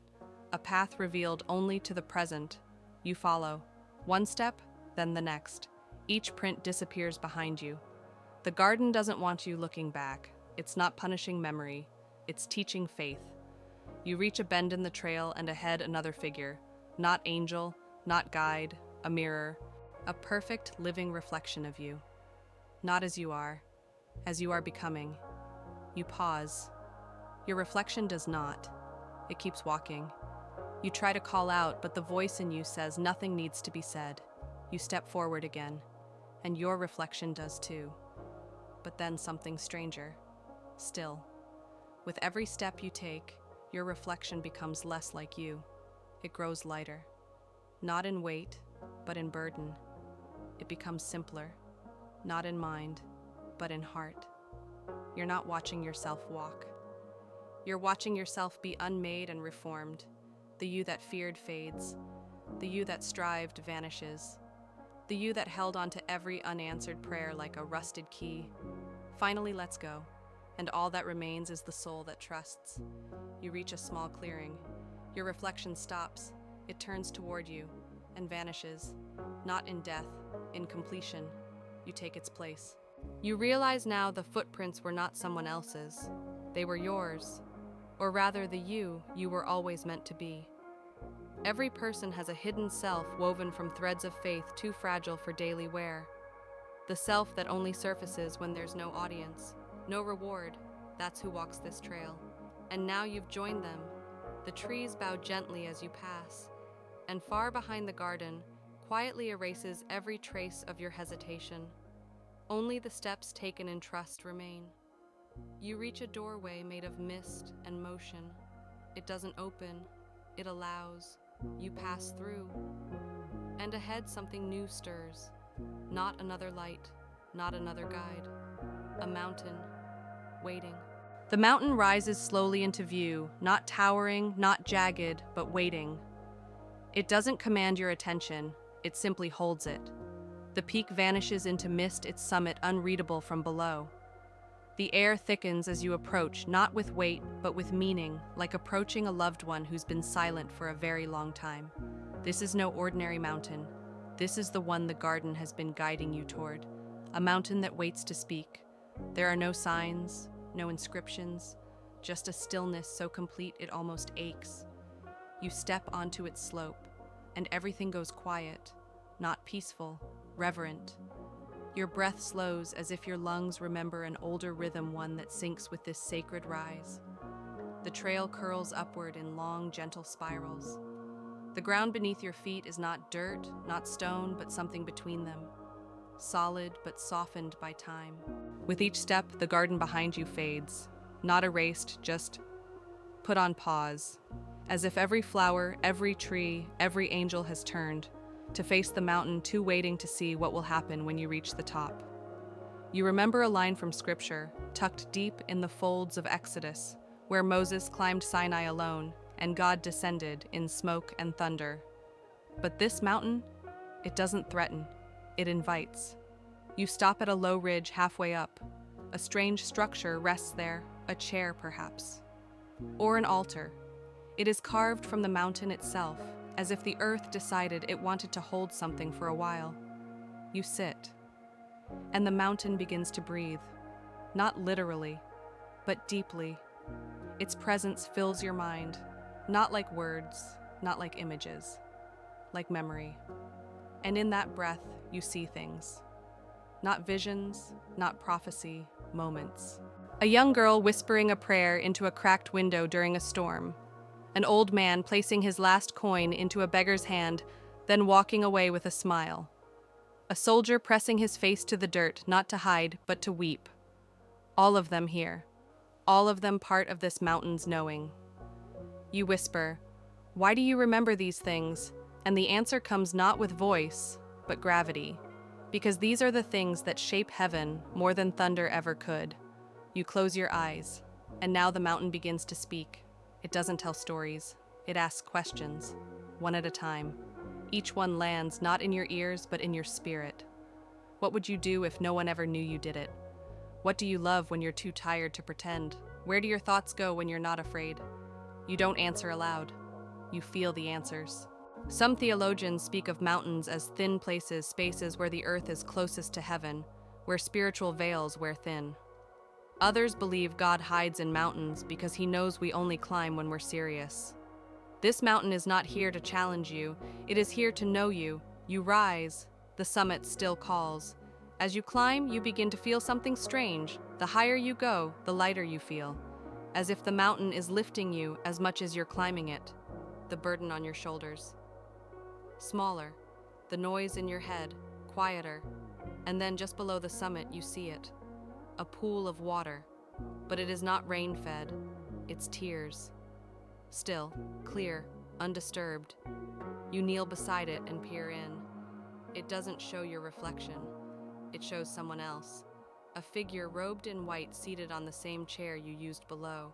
Their hands are open, empty, and their eyes are closed, but they are listening. To what? To everything. You reach out a hand toward the water, and the mountain reacts. It vibrates, it sighs, and then from deep within it speaks. Only one word, but it's not a name, not a command, it's a question, spoken in the language you now recognize. You can't translate it, but you know what it means. Are you ready to hear what only silence can say? You place your hand on the water, and the tears begin to rise, not fall, rise. Droplets ascend from the pool, slowly lifting into the air, spiraling around you. Rain that falls in reverse. They do not dampen your skin, they awaken your memory. You see a moment you buried deep a time. You prayed not for something, but for someone, and you believed the prayer disappeared. It didn't. It landed here, and now it's rising, returning, not to be fulfilled, to be remembered. Because sometimes the point wasn't the answer, it was the presence. You stand at the summit now. Nothing grand awaits, no trumpet, no blazing vision, just a stillness so complete it might break you open. And yet, it doesn't. It holds you. And in that holy silence, the mountain speaks one last time, not in words, but in warmth. Everything sacred eventually becomes simple. You take a deep breath and descend, not downward, forward. The path opens again. The mountain fades behind you, but its voice still echoing, Dill. The mountain recedes behind you, though part of it lingers inside like a soft stone placed beneath your ribs, not heavy, just certain. You step down slowly, not as someone leaving a sacred place, but as someone carrying it with them. The terrain flattens, then opens into a meadow, kissed with golden mist. Everything here glows faintly, not from sunlight, but from some inner memory the garden has kept alive. You stop, because something strange is happening. The sky is weeping, but not as you know it. Rain is falling upward. Droplets lift gently from every leaf, every blade of grass, every bloom. They rise slowly, shimmer for a moment, and vanish into the air above like tiny messengers returning to heaven. You stand among it, your hands open. The moisture touches your skin, not wetting it, but cooling it as if the garden is removing heat you didn't know you carried. Exhaustion, anxiety, shame. One droplet at a time, the rising rain draws it away. You tilt your face toward the canopy, eyes half closed, watching petals rise along with the dew. You realize this isn't water, it's release. The garden is undoing things, not erasing them, just untying. You feel old worries rising from your shoulders like mist. Disappointments float upward. Words you wish you'd never spoken or never heard lift like silk in the wind. This is not a miracle. This is a reversal. Some ancient traditions speak of a place never named, only implied, where time briefly folds back on itself, where what was once planted in sorrow is drawn up again, cleansed, and returned to the hand that sowed it. You're standing in that place. You kneel, and as your fingers brush the ground, you feel the soil sigh. It knows what you've carried, and it offers to hold what you can't anymore. You whisper not to the sky, but to the roots beneath you, "Take what no longer serves me," and the roots reply not in sound, but in elevation. Another droplet lifts from your chest, this one brighter than the rest. It hovers just before your eyes. You reach for it gently, but it slips upward, not fleeing. Ascending. You don't need to follow it. You need only to let it go. You rise. The meadow shimmers around you, and now you see them, flowers closing in reverse. Not dying. Retreating into the buds as though choosing to remain unborn for a while longer. Not because it's not their time, because it's your time. The garden is giving you space. The sky above grows brighter, and yet there is no sun. The light is returning from within everything, even you. You walk forward slowly, and now the upward rain begins to pulse. It's no longer random, it's patterned. You recognize it as rhythm, like the beat of a heart you once trusted before you knew what betrayal was, like the cadence of a prayer whispered by your grandmother when she thought no one was listening. You step into the center of the meadow, and the droplets rise through you now, not around, not above, through. You become part of the current, not a container, a channel. One drop lands on your palm before it lifts, and for the briefest moment, you hear something inside it. Not music, not voice, just a phrase. Soft, tired, true. I tried. It's not your voice, it's someone else's. The garden is remembering for you. All the moments you kept walking when you had no map. All the nights you didn't break, not because you were strong, but because someone needed you not to. All the silent victories no one cheered for. They are droplets now, and they are rising. This rain doesn't fall to soak the earth. It falls in reverse to nourish the sky, to remind heaven of every sacred moment earth couldn't hold. You look around and you are not alone. Other figures walk the field, translucent, radiant, undefined. You don't see their faces. You don't need to. They are not here to meet you. They are here to release something too. You share the silence with them, not awkwardly, willingly. The meadow becomes a temple without walls, a sanctuary of letting go. And in that upward rain, you whisper again, "I release what I thought I needed." A petal rises from your shoulder. I release the old story of who I was. Another droplet lifts from your spine. I release the weight of things I never caused. And from your heart, the deepest one yet, I release the fear that peace won't last. You place your hand on the air, as if laying it on an altar. And the garden accepts. The meadow hums softly in reply. Then gently the droplets begin to slow, not cease, complete. The air becomes still again, not silent but settled. And you feel it now, a new kind of weight. Not burden, purpose. You've been emptied, so something else can arrive. You walk to the edge of the meadow, and beyond it, waiting in radiant stillness, a seat. A throne, perhaps, no, not made of power, not of stone. It's formed of echoes. The seat ahead doesn't shimmer like gold or tower like a throne. It's modest, rounded, woven from light and memory, and it hums softly before you even reach it. You approach slowly, unsure if you're meant to sit or simply listen. But the closer you come, the more the air shifts. It begins to vibrate, not loudly but deeply.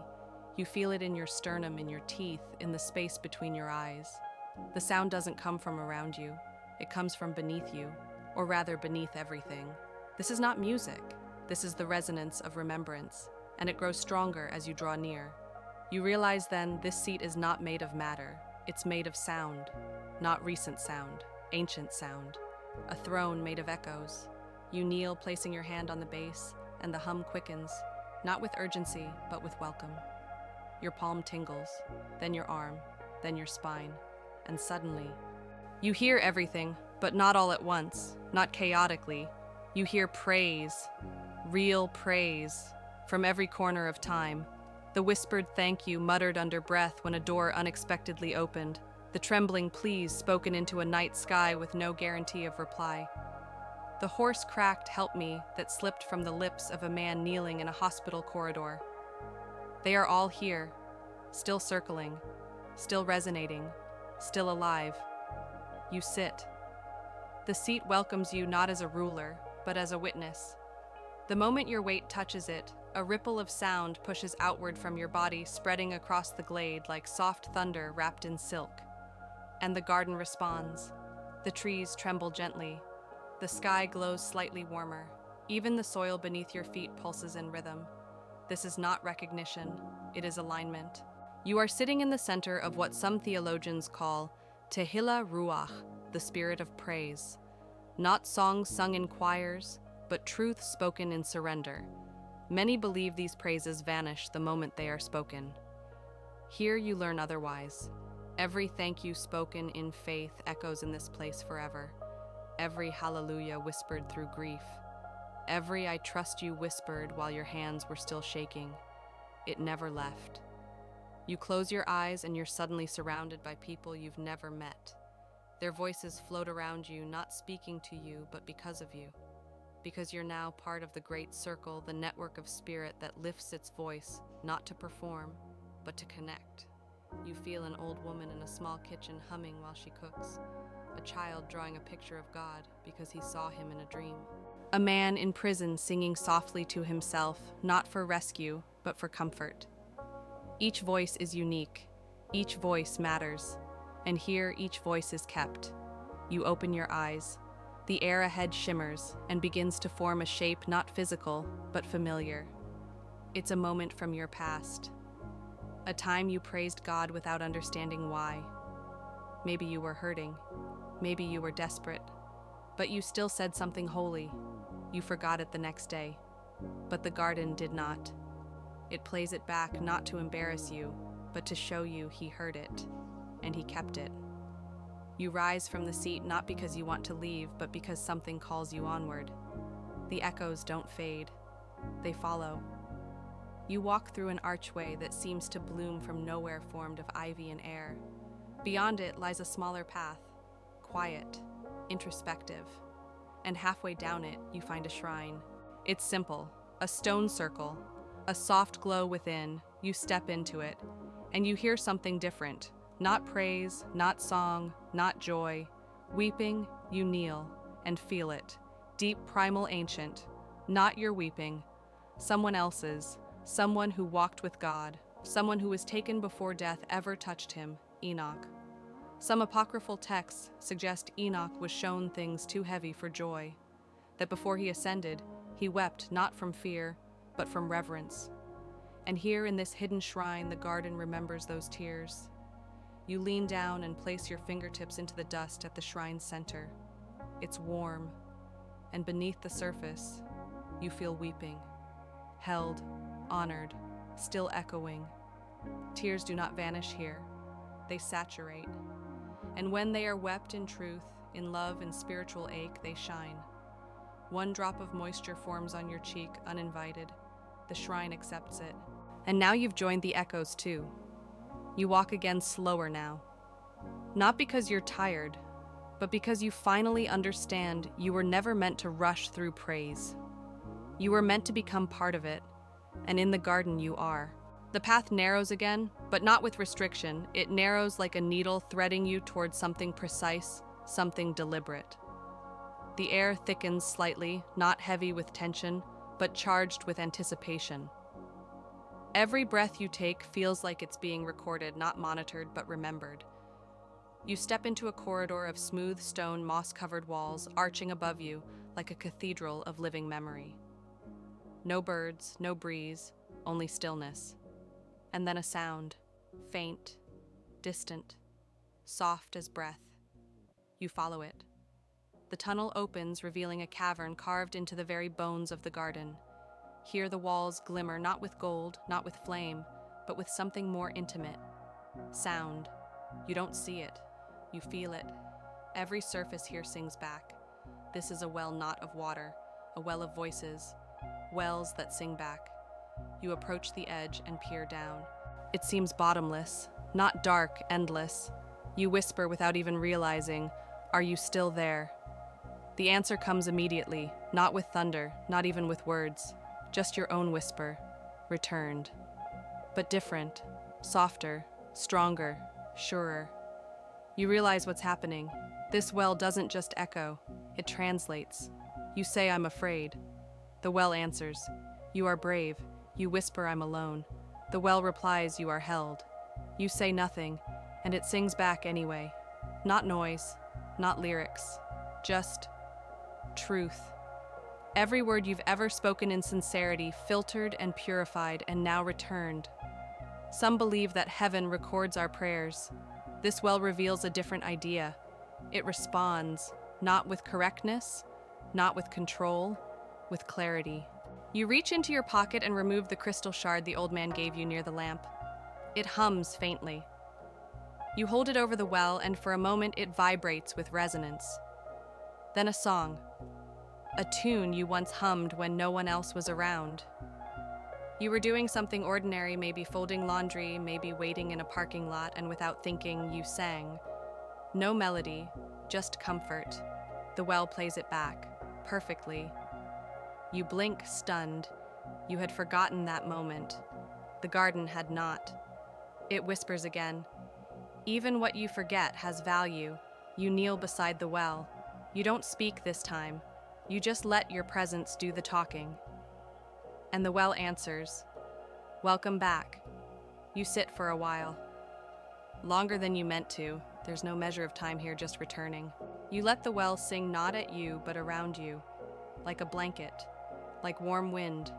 Like someone humming nearby while you drift off to sleep. Eventually you rise, but you don't feel like you're leaving. You feel like you've been filled. The corridor leads you out slowly, and the echoes of the well follow, not in sound, but in assurance. As you walk, you realize something else. Not all wells are for drinking. Some are for reminding, and some are for repairing what words couldn't say the first time. You enter a grove of soft grass and tall reeds, and immediately you sense it. Something sacred has fallen here. You look around. Nothing moves. And then a soft glimmer in the grass. You kneel and part the blades, a single feather, not dusty, not broken, still radiant, still humming, a feather from a seraph's wing. You've heard of seraphim, those fiery beings that burn before the throne of God, singing "Holy, holy, holy" without end. Beings so powerful they are rarely mentioned directly in Scripture. And here is one of their feathers, gently fallen, perfectly placed. You pick it up, and the moment you touch it, your chest opens. Not literally, spiritually. A warm light floods your sternum, your ribs, your breath. It's not fire, it's not pain, it's purity. You hear a sound, not music, not speech, just truth unfiltered. A whisper from deep in creation's first vibration. You are more than forgiven, you are known. You clutch the feather to your chest and weep. Not out of sorrow, out of recognition. You ask quietly, shakily, "Why me?" And the air replies, "Because you said yes." Not to a task, to the journey, to the stillness, to the trust. To the invitation whispered into your spirit long ago, "Come, see, be." The feather dissolves, it becomes light, and the light drifts into your chest, not as power, as reminder. You rise again, changed again. The grove parts to reveal a path lined with soft humming stones. Each one vibrates faintly, just enough to let your feet know we see you. The well behind you falls silent, but you are not leaving with less. You are leaving with your own echo. And ahead, something new waits. A prayer so strong, it stopped time. The path curves now softly, like a ribbon carried by wind. You feel no urgency, no pull. Only a sense that you're about to enter a place where time itself once paused to listen. You step through a woven arch of vines and breath. The ground changes beneath your feet, cooler, smoother, almost like stepping onto the surface of a held breath. And then you see it. a circle of stone. At the center, nothing but space, and yet, everything in the garden leans toward this spot. Leaves tilt, flowers still. Even the light bends gently, reverently, because here time was stopped. You enter the circle. Your chest tightens not from fear, but from awareness. You are standing where heaven once leaned close to earth. The prayer that froze time. No inscription, no plaque. Just the faintest hum in the air, like the aftershock of something holy. You kneel. The moment you do, you feel it. The absence of movement, not around you, within you. Your thoughts quiet, your breath shallows, even your heartbeat slows, not dangerously, but purposefully. Something once happened here, and whatever it was pure enough that time bowed to it. Some scholars speak of time as a created thing, something that responds to spiritual authority. That in moments of deep surrender, time itself shudders, unsure how to proceed. This was one of those moments. You close your eyes, and the memory arrives. Not a vision, not a dream, just presence. A man, kneeling, his face buried in his hands, his robe soaked in sweat and soil, his voice a whisper that tore through eternity. Not my will, but yours. The garden doesn't say his name. It doesn't need to. You feel it in your bones, in your breath, in the way the light grows still. Jesus was here. Not in this garden, but in a garden. And when he spoke those words, the universe paused, not to consider, to honor. You feel it now, the way the trees still echo the words, the way the earth still holds the imprint of surrender. If it is possible, let this cup pass. A request, but not my will. A release, but yours be done. A return. The power of that moment wasn't in what he said. It was in what he didn't take back. He could have stood. He could have run. He could have called down fire or angels or vengeance. Instead, he stayed. And time, knowing the weight of that choice, froze to weep. You lean forward and touch the ground. It's warmer than expected, as if it still holds his kneeling. You lay both hands flat, and you whisper your own surrender, not rehearsed, not perfect, just real. Let what is yours be mine. The stones beneath you hum in response.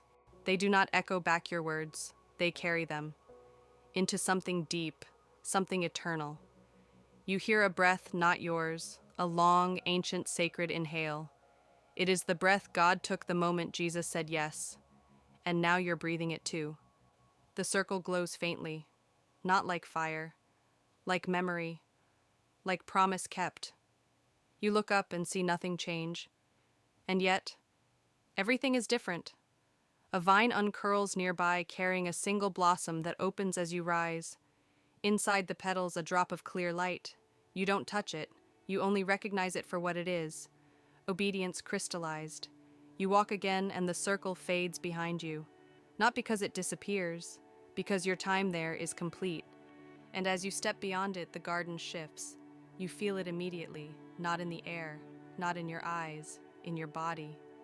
The ground here is softer, thicker, not just alive, expectant. You've crossed into a part of the garden untouched by dreaming, because here, sleep was born. The trees part like velvet curtains, and you enter a realm, wrapped in a calm, so deep it feels like you're walking into a held exhale. The light here is gentler dimmed, not by darkness, but by mercy, a hush placed over the world, so souls can be cradled, not stirred. You don't walk far before you feel it. Not a presence, a pull. Something in the earth itself beckons not for your attention, but for your rest. Ahead, the terrain dips slightly, forming a basin of moss-lined earth, ringed with low trees whose leaves shimmer like silk in twilight. Petals drift lazily in the air, not falling, not rising, just suspended, like dreams waiting for permission. At the center of the basin is a cradle, not for a child, not for a body, for the soul. You've arrived at the place the garden built not to hold the living or the dead, but to hold the worn, the garden where sleep was born. You stand at its edge, and the moment your foot touches the moss within your knees, go weak not from exhaustion, but from agreement. Your body recognizes this place. Your spirit exhales a breath it didn't know it had been holding since Eden. Because this is where rest began. Not naps, not recovery, not collapse. True rest. Before humanity learned toil. Before fear set bones on edge. Before hearts became tired from simply surviving the day. You lie down. The moss curves beneath you not as a surface, but as an embrace. The cradle closes slightly, not trapping, but wrapping.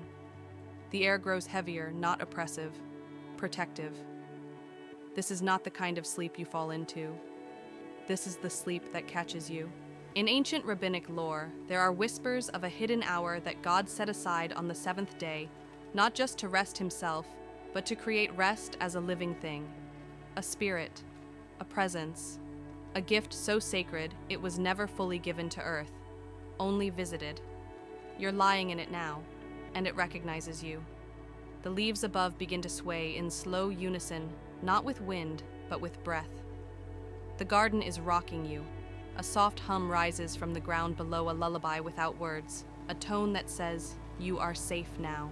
You can let go. I'll carry the rest." Your eyelids flutter, not with sleepiness, but with release. You're not tired. You're ready. You close your eyes and the world becomes weightless. For a moment you hear voices, familiar ones, soft, from long ago. A parent's whisper, a friend's quiet laugh, a song you once made up as a child in the back seat of a car. All of it, here, floating, unjudged, unfinished, perfect, and then silence. Not emptiness, the kind of silence that only follows being held long enough. You open your eyes again. Minutes. Hours, you don't know. The cradle has shifted slightly, not to wake you, to remind you. Even rest is a door. And you've stepped through it. You sit up slowly. The moss is dry beneath you. Nothing clings. No imprint left. Because rest never takes. It only gives. You rise. And the moment your feet press into the earth again, the trees lean inward as if nodding their approval. You walk with something new now. Not energy, not clarity, permission to pause, to not answer right away, to be held by stillness before responding to chaos. And as you pass through the edge of the basin, a figure waits. You recognize him, not from this garden, from somewhere deeper. He says nothing, just walks beside you now. You realize some parts of the journey are done alone, but from here forward you're not walking alone anymore, because some angels never left. You don't ask who the figure is, you don't need to. There's no greeting, no sudden revelation, just companionship, soft as shadow, steady as breath. He walks a step behind you, never rushing, never leading, not guarding, not guiding, staying. You pass through low arching trees dusted in golden leaves, their branches woven tightly together like fingers in prayer. Light filters through in faint threads, softening the path ahead into something that feels more imagined than constructed.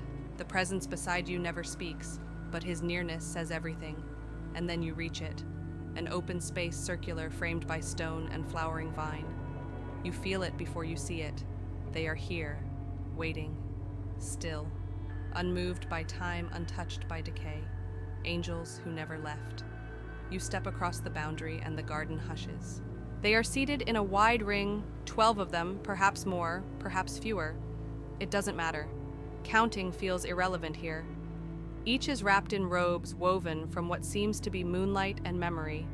Their faces are not hidden, but softened like portraits slowly fading under candlelight, not from neglect, but from eternity.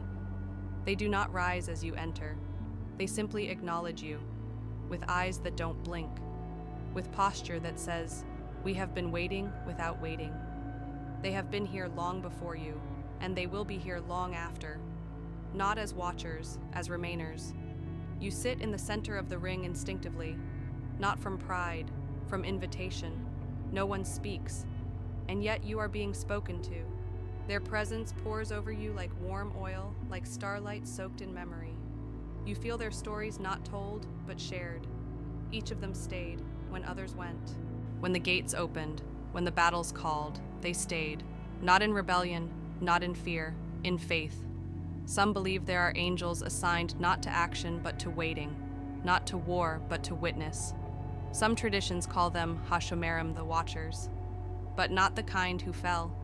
These never left their post. They remained in this garden, unmoved, because their presence was the prayer.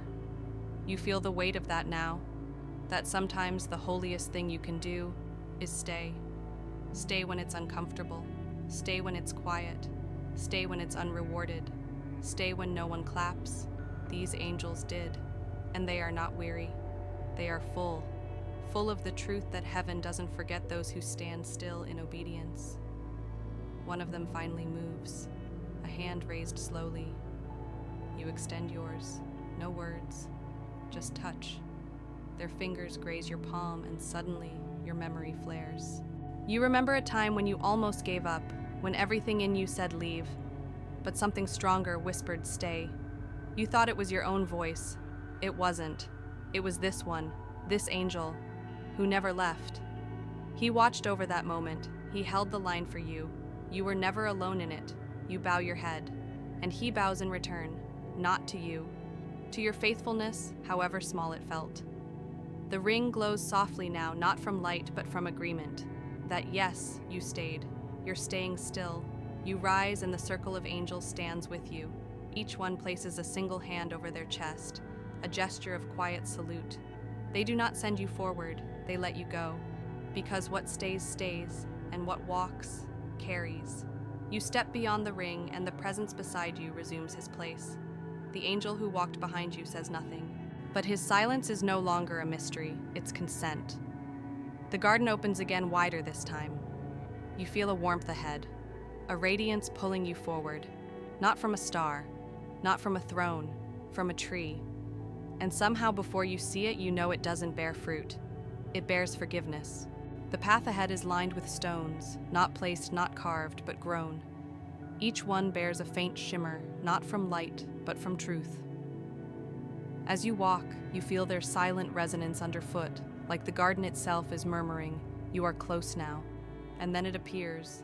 No fanfare, no angelic chorus, just presence. A single tree taller than the rest. It doesn't glow, it doesn't sing, it simply waits. Its bark is deep gray, veined with silver lines like ancient writing half erased. The branches stretch upward, not as if reaching, but as if receiving. Its roots curl visibly above the ground, wrapping themselves into the shape of open hands. This is not a tree of knowledge, not a tree of life. This is a tree that does not feed or teach.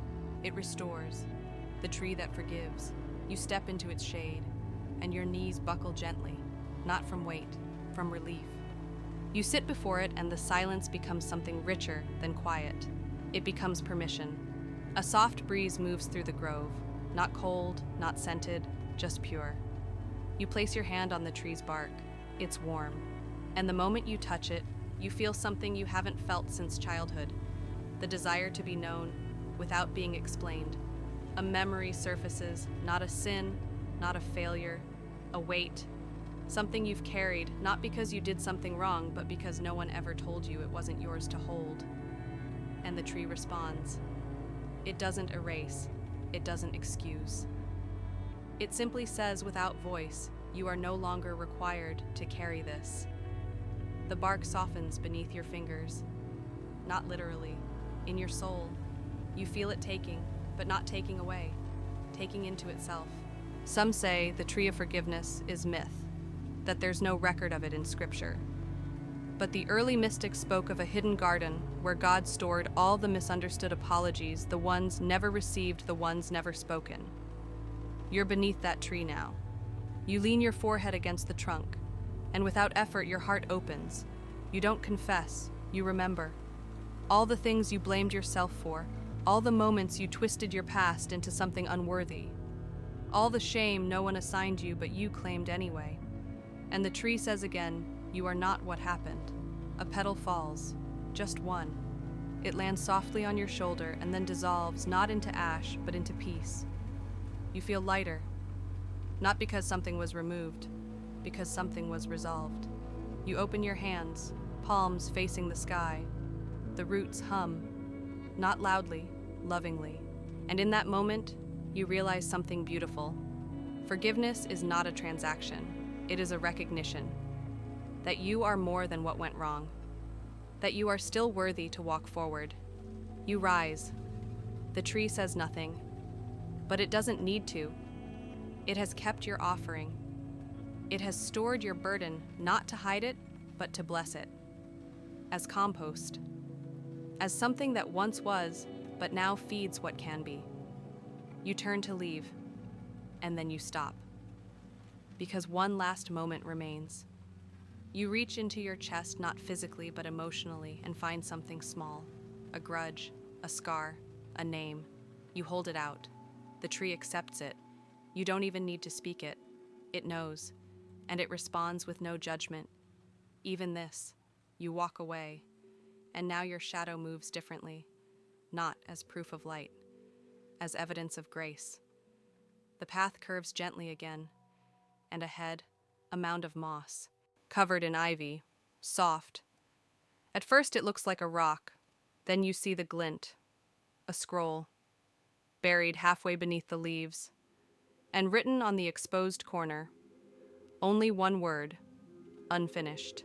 You approach the mound slowly, not out of caution, but reverence, because something about this space feels like a held breath. The air isn't heavy, but expectant, as if even the garden itself has paused to see what you'll do next. The moss rises into a gentle dome wrapped in ivy that coils and uncoils with the rhythm of something thinking. You kneel. The scroll, partially buried, glows faintly, as though its ink is still drying. You brush the vines aside and see it clearly. The unfinished revelation.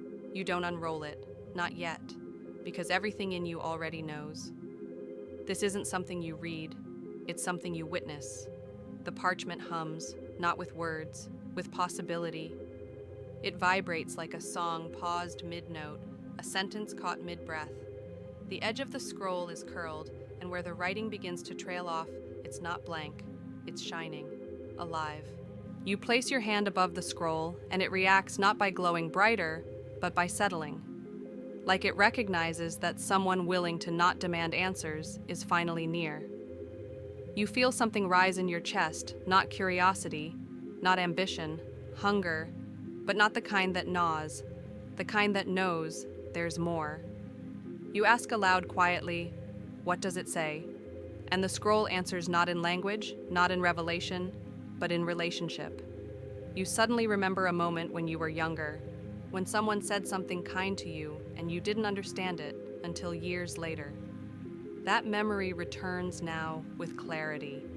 The scroll is like that moment, not meant to be understood in full, only received in part. Some theologians have argued over what revelation truly means. Is it a prophecy, a vision, a warning? But here in this place you learn the truth. Revelation isn't about what's told. It's about what's offered and whether your spirit is quiet enough to receive it. You touch the scroll lightly, and suddenly it opens, but not visibly. Within you, a flood of images. A child lifting a candle in the dark, whispering the name of someone who passed. A monk sitting silently before a stream, doing nothing except being. A woman kneeling beside a hospital bed, pressing her forehead to a shaking hand, saying only stay. These moments flash inside you. They are not visions, they are verses from the unfinished book. You're not looking at the rest of Revelation. You're feeling the part that God never wrote down because it's being written in you, right now. Each act of love you choose, each moment you pause to breathe when you could react, each time you stay soft when the world hardens around you, you write another line. You finally lift the scroll from the mound. It doesn't weigh anything. Yet somehow it makes your heart feel full. You read the only visible line aloud, and when they chose not to run, heaven leaned in. You press it to your chest, and in doing so, it dissolves not into ash or dust, but into understanding. You sit back for a moment. The moss cradles you again. You close your eyes, and now you hear the voices. Far off, gentle. They are reading. Lines you haven't lived yet, moments you haven't reached, but they're already being held. Because Revelation is not a prophecy of doom. It is the promise that nothing is wasted, not even the incomplete. You rise. The place where the scroll once rested is now covered in petals. And at the center, a stone, carved with the same word you saw before, unfinished. But now below it, a new word appears, invited. You smile and walk forward. The path turns silver again, cooler, quieter, and ahead. A silence so complete it might make you weep, but not because it hurts, because it heals. The silver path glows beneath your feet, faint, steady, as if it's made of sighs rather than stone. Every step feels like you're walking into a sanctuary not built with walls, but with breath. Up ahead, stillness, but not emptiness. You're approaching the place the garden calls quiet, where even thoughts seem to whisper. The path narrows until it becomes a single, smooth stone bridge arched over a stream so still it reflects not what is, but what's been released. You cross it in silence, and your reflection beneath you is not your face, but every moment in your life when you chose grace over control, pause over panic, gentleness over grasping. At the far end, a clearing, perfectly round, framed by tall trees that do not move, not because they're dead, but because they're listening. You step into it and feel it immediately, the silence that heals. You sit at the center. You don't know why. You just know it's the only right response.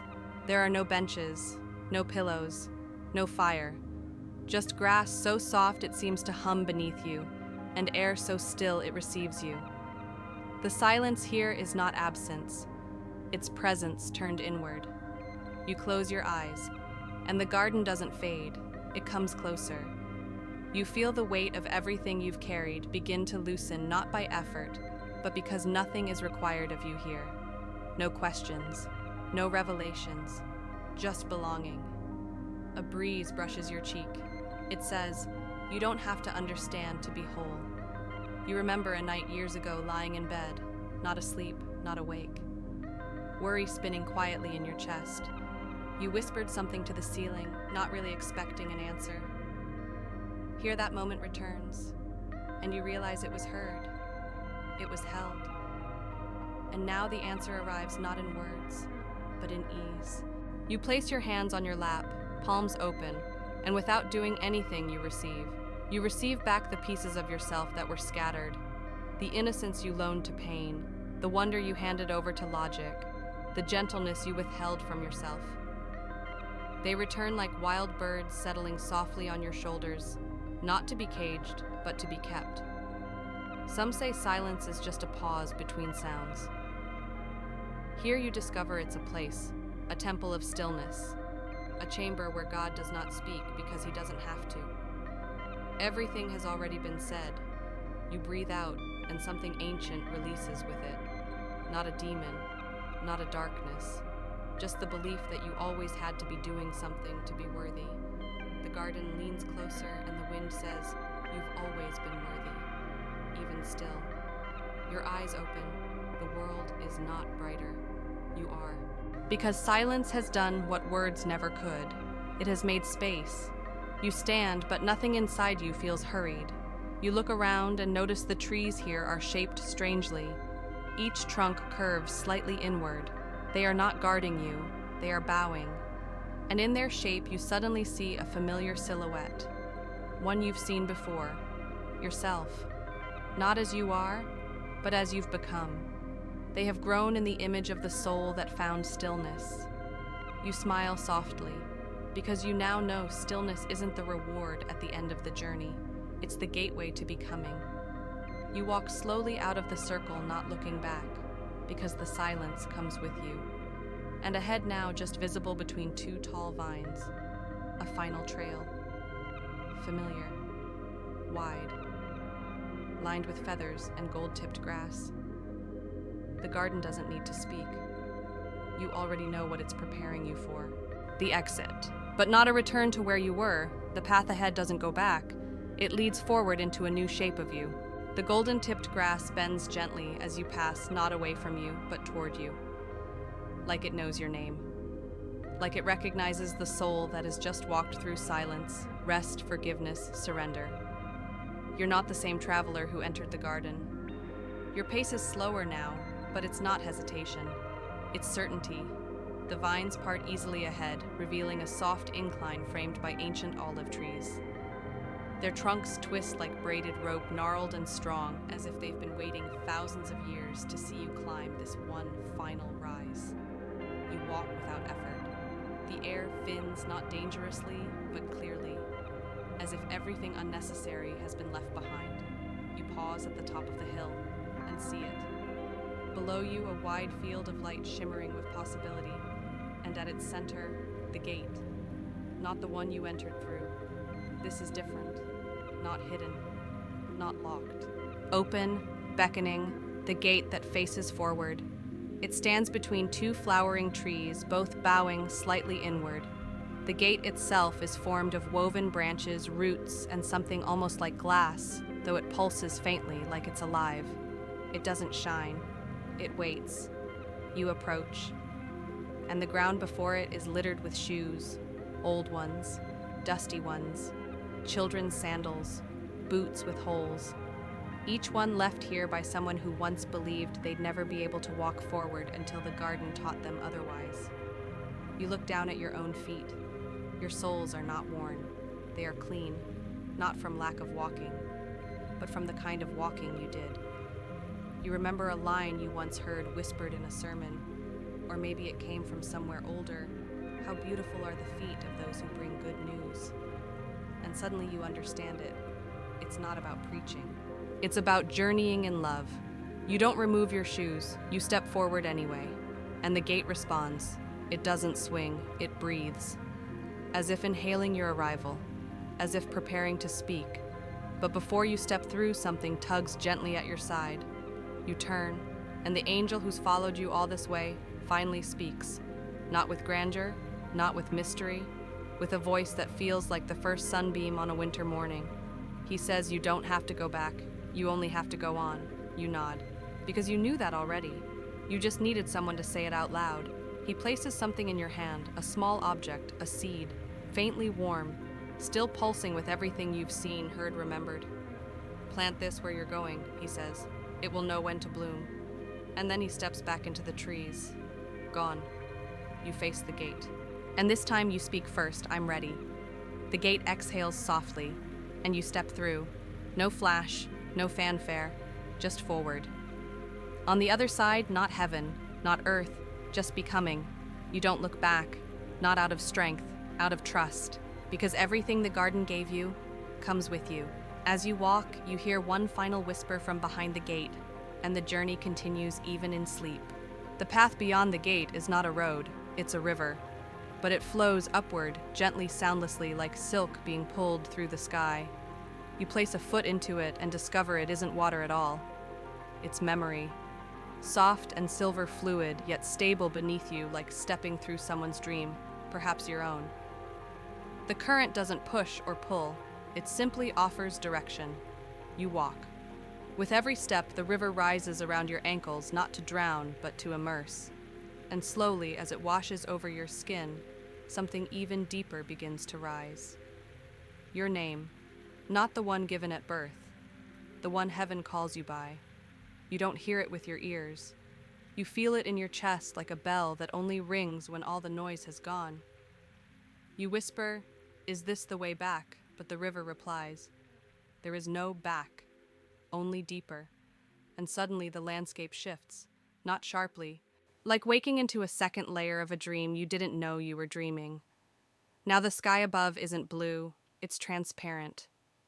You can see through it not into stars, but into story. Every moment you've ever lived hangs above you like constellations, dim ones, bright ones, ones you never thought mattered. They're all there, and they're all moving, not forward, not backward, just together. You pause, overwhelmed not by confusion, but by recognition. It all makes sense now. The missteps, the detours, even the waiting. They weren't delays, they were design. The garden was never trying to fix you. It was reminding you you were never broken. The river deepens. Now it touches your knees. You laugh softly because you know what's happening. You're being baptized, but not into a religion, into your own renewal. This is not a ceremony, it's a return. You kneel in the current. It rises to your chest. You close your eyes and lean back. The river holds you effortlessly. And beneath the surface, you don't see darkness, you see origin. The moment before your first breath, the whisper spoken over your spirit, the design placed inside you when God smiled and said, "Let them be." You rise slowly, not dripping, radiant, because the river doesn't soak, it anoints. And now your path shimmers with more clarity. The terrain beyond the river is simple, soft hills dotted with small lights rising from the earth like fireflies that never leave. Each light is a prayer, not yours, others.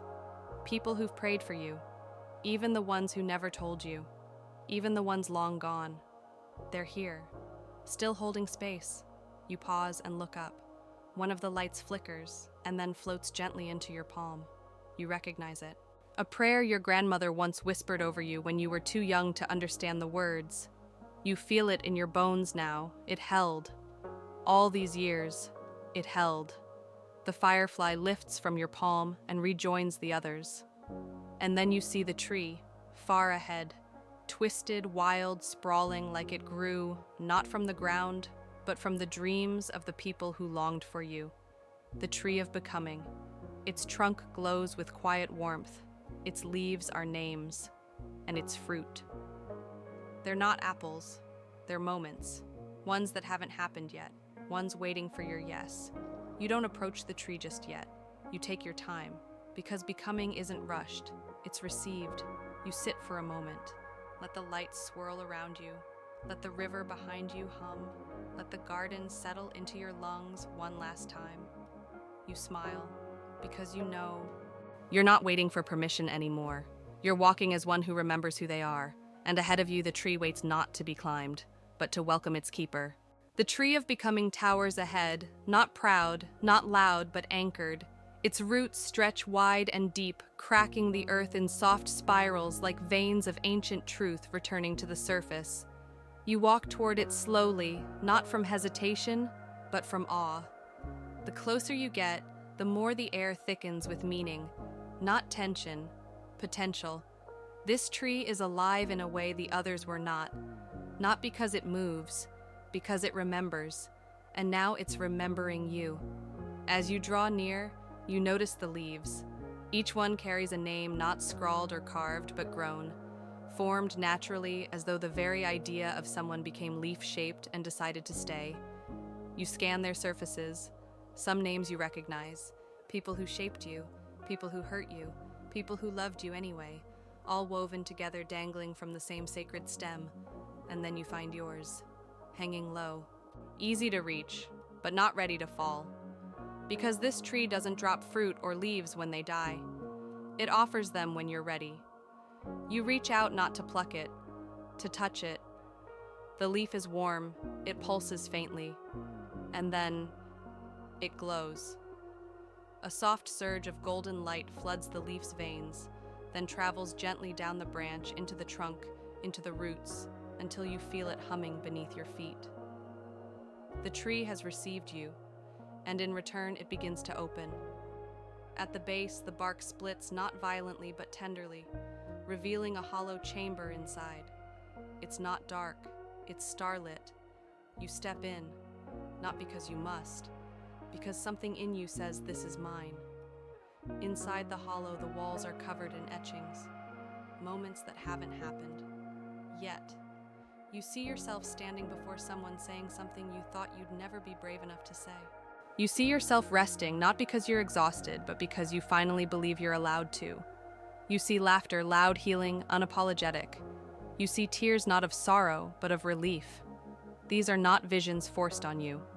They're invitations, and not promises. Potentials. Each one is shaped like choice. And the tree doesn't demand you choose, it only offers. You sit, and suddenly you feel the tree's heart, not a thump, not a beat. A rhythm. It's slower than time, older than memory. It sounds like you are still becoming. Some scholars suggest that Eden was never destroyed, that it still exists folded into spiritual space. And at its center there is a tree, not of life or knowledge, but of transformation. You're inside it now, and it doesn't ask for understanding. It offers alignment. A voice not loud whispers near your ear. You can't tell if it's the tree, the angel, or God himself. Maybe all three. It says, becoming doesn't mean changing what you are. It means remembering what was planted in you before the world forgot. You breathe deeply, and the air in the hollow becomes part of you. Warm, rooted, unshakable. You rise and step out. The bark seals behind you gently like it's tucking something in. You look at your hands. They glow faintly, not with fire, with readiness. And when you turn to face the garden, you feel it one last time. Not goodbye, not farewell. Completion. The feathers from the earlier trail float gently down once more, and one lands in your palm. You place it over your heart, and something ancient inside you answers now. Let's walk, because what waits ahead isn't the garden, it's you, as you were always meant to be. The final stretch of the garden feels different. Not sad, not solemn, just ready. You step onto a smooth white path that wasn't there before. It gleams like morning dew, though the sky hasn't changed. Each step now is weightless, like walking on promise instead of earth. There is no music, no wind, just your own breathing calm, certain settled. And then you see it, a gate. Not like the one you first entered. That one was closed. This one is wide open, but more than that, this one never closes. It doesn't swing, it doesn't creak, it simply exists. As if it's been waiting not for someone to open it, but for someone to recognize it. You pause before it, because it's not obvious what lies beyond. There's no staircase to heaven, no thunder, no flash of divine light, only continuation. This is the last gate, and it opens through heaven, not just to it. You look back once. The garden shimmers softly. It doesn't call you back. It doesn't try to hold you. Because it knows what it planted will grow. Inside you. Every path you walked. Every silence you entered. Every echo that answered. They're not just memories now. They're seeds. And you are the soil. A voice near you whispers, "The way out isn't back." And you know who says it. The angel who walked with you, who waited through your questions, who stepped ahead when it was time. You look at him. He nods once, then vanishes, not in loss, in completion. You step forward, beyond the gate, and instantly you're not somewhere new. You're somewhere remembered.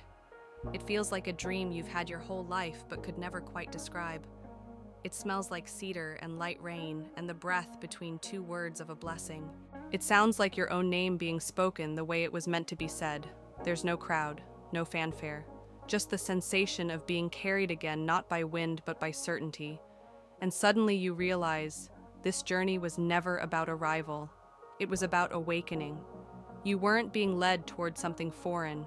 You were being returned to your own holiness. The part of you that never forgot how to listen. The part of you that knew silence was sacred.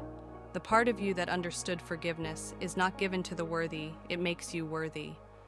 You walk now with something the garden never had to teach you because it had only been waiting for you to remember. You are not lost. You are not broken. You are not too late. You are becoming. Everywhere you go next carries the garden within it. You can speak from it, rest in it, share it, not because you earned it, because you answered it. The open gate fades behind you, but the path remains. It always will. And for the first time in your life, perhaps, you don't just believe in peace. You walk in it. The path smooths beneath your feet, no longer shimmering, no longer changing, just steady, solid in a way that doesn't feel like stone or earth, but like trust. There's no need to hurry. Everything that was calling you forward is now walking with you. No more signs, no more riddles, just presence. You begin to notice details around you, not dramatic, not divine, just quiet gifts waiting in plain sight. A branch holding a single drop of dew that refuses to fall. A stone warmed by light that has no source. A breeze that feels like it remembers your favorite hour of the day. Each step forward is like placing a footprint into something sacred that already knew you were coming. And then, the air begins to slow. Not stop slow. You feel it as a shift in your breath, a gentle downward pull. The invitation is no longer upward. It's inward. You arrive at the very end of the garden's unfolding. Not at a door, not at a throne, at a clearing, a circle of soft earth surrounded by tall grass and light-filtered trees. There are no markings, no messages, no final test. Just this, a place to be. You sit, and the garden sighs with you, not because you're done, because you're held. The grass leans slightly toward you as if bowing. You lie back slowly, head resting against earth that feels more like breath than soil. And you let yourself listen to the sky above, to the heartbeat of the path beneath you, to God not shouting, not explaining, not teaching, just staying. There's no final revelation, no dramatic farewell, only the awareness that you've returned to the very center of what you've always longed for. Not understanding, not answers, belonging. You think of the angel who never left your side. You think of the feather that dissolved in your hands. You think of the prayer that once froze time, and the garden that never asked for anything except your willingness to walk it. And now it gives something back. Not a reward, not a treasure, a whisper. You are ready to carry this, carry what you wonder. Then you realize peace, this knowing, this weightless, wordless, deeply rooted knowing that you have walked through a place few remember, but all are invited to. And because of that, you are different, not better, not chosen, just awake. You close your eyes one last time, and as your breath slows, the garden begins to fold its wings around you. A lullaby of breeze and warmth hums through the air, and heaven does not pull you upward, it tucks you in. The light dims, your body softens, and every echo of fear or failure, every old guilt or ache, melts into stillness.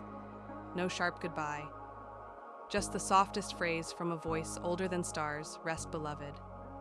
You are home. Let everything go now. Let your thoughts loosen like vines untangling after rainfall. No more striving, no more tracing the path. You've walked far enough for tonight. Let your breath carry the last remnants of the garden's air, slow and steady, like waves brushing shore. Let your body sink into softness, like moss cradling the memory of your steps. Feel the hush around you now, not empty, but filled with meaning that doesn't require answers. There's a stillness here, a knowing deeper than words. You are safe, you are known. And in the spaces where you once carried burden, the garden has left something behind: lightness. Let your mind drift gently like a feather settling through sky. Let your soul release the weight of unfinished things. They will wait for you. You don't need to carry everything into sleep. The garden continues even when your eyes are closed. And every time you breathe in stillness, every time you offer kindness, every time you pause for beauty, you are returning to it. You are walking it again. Let the hush settle now. Let your last thoughts float into silence. You've seen sacred places. You've remembered who you are. And now, let yourself dream. Let heaven keep watch. Let the garden grow quietly in you until morning. End of script. Sweet dreams.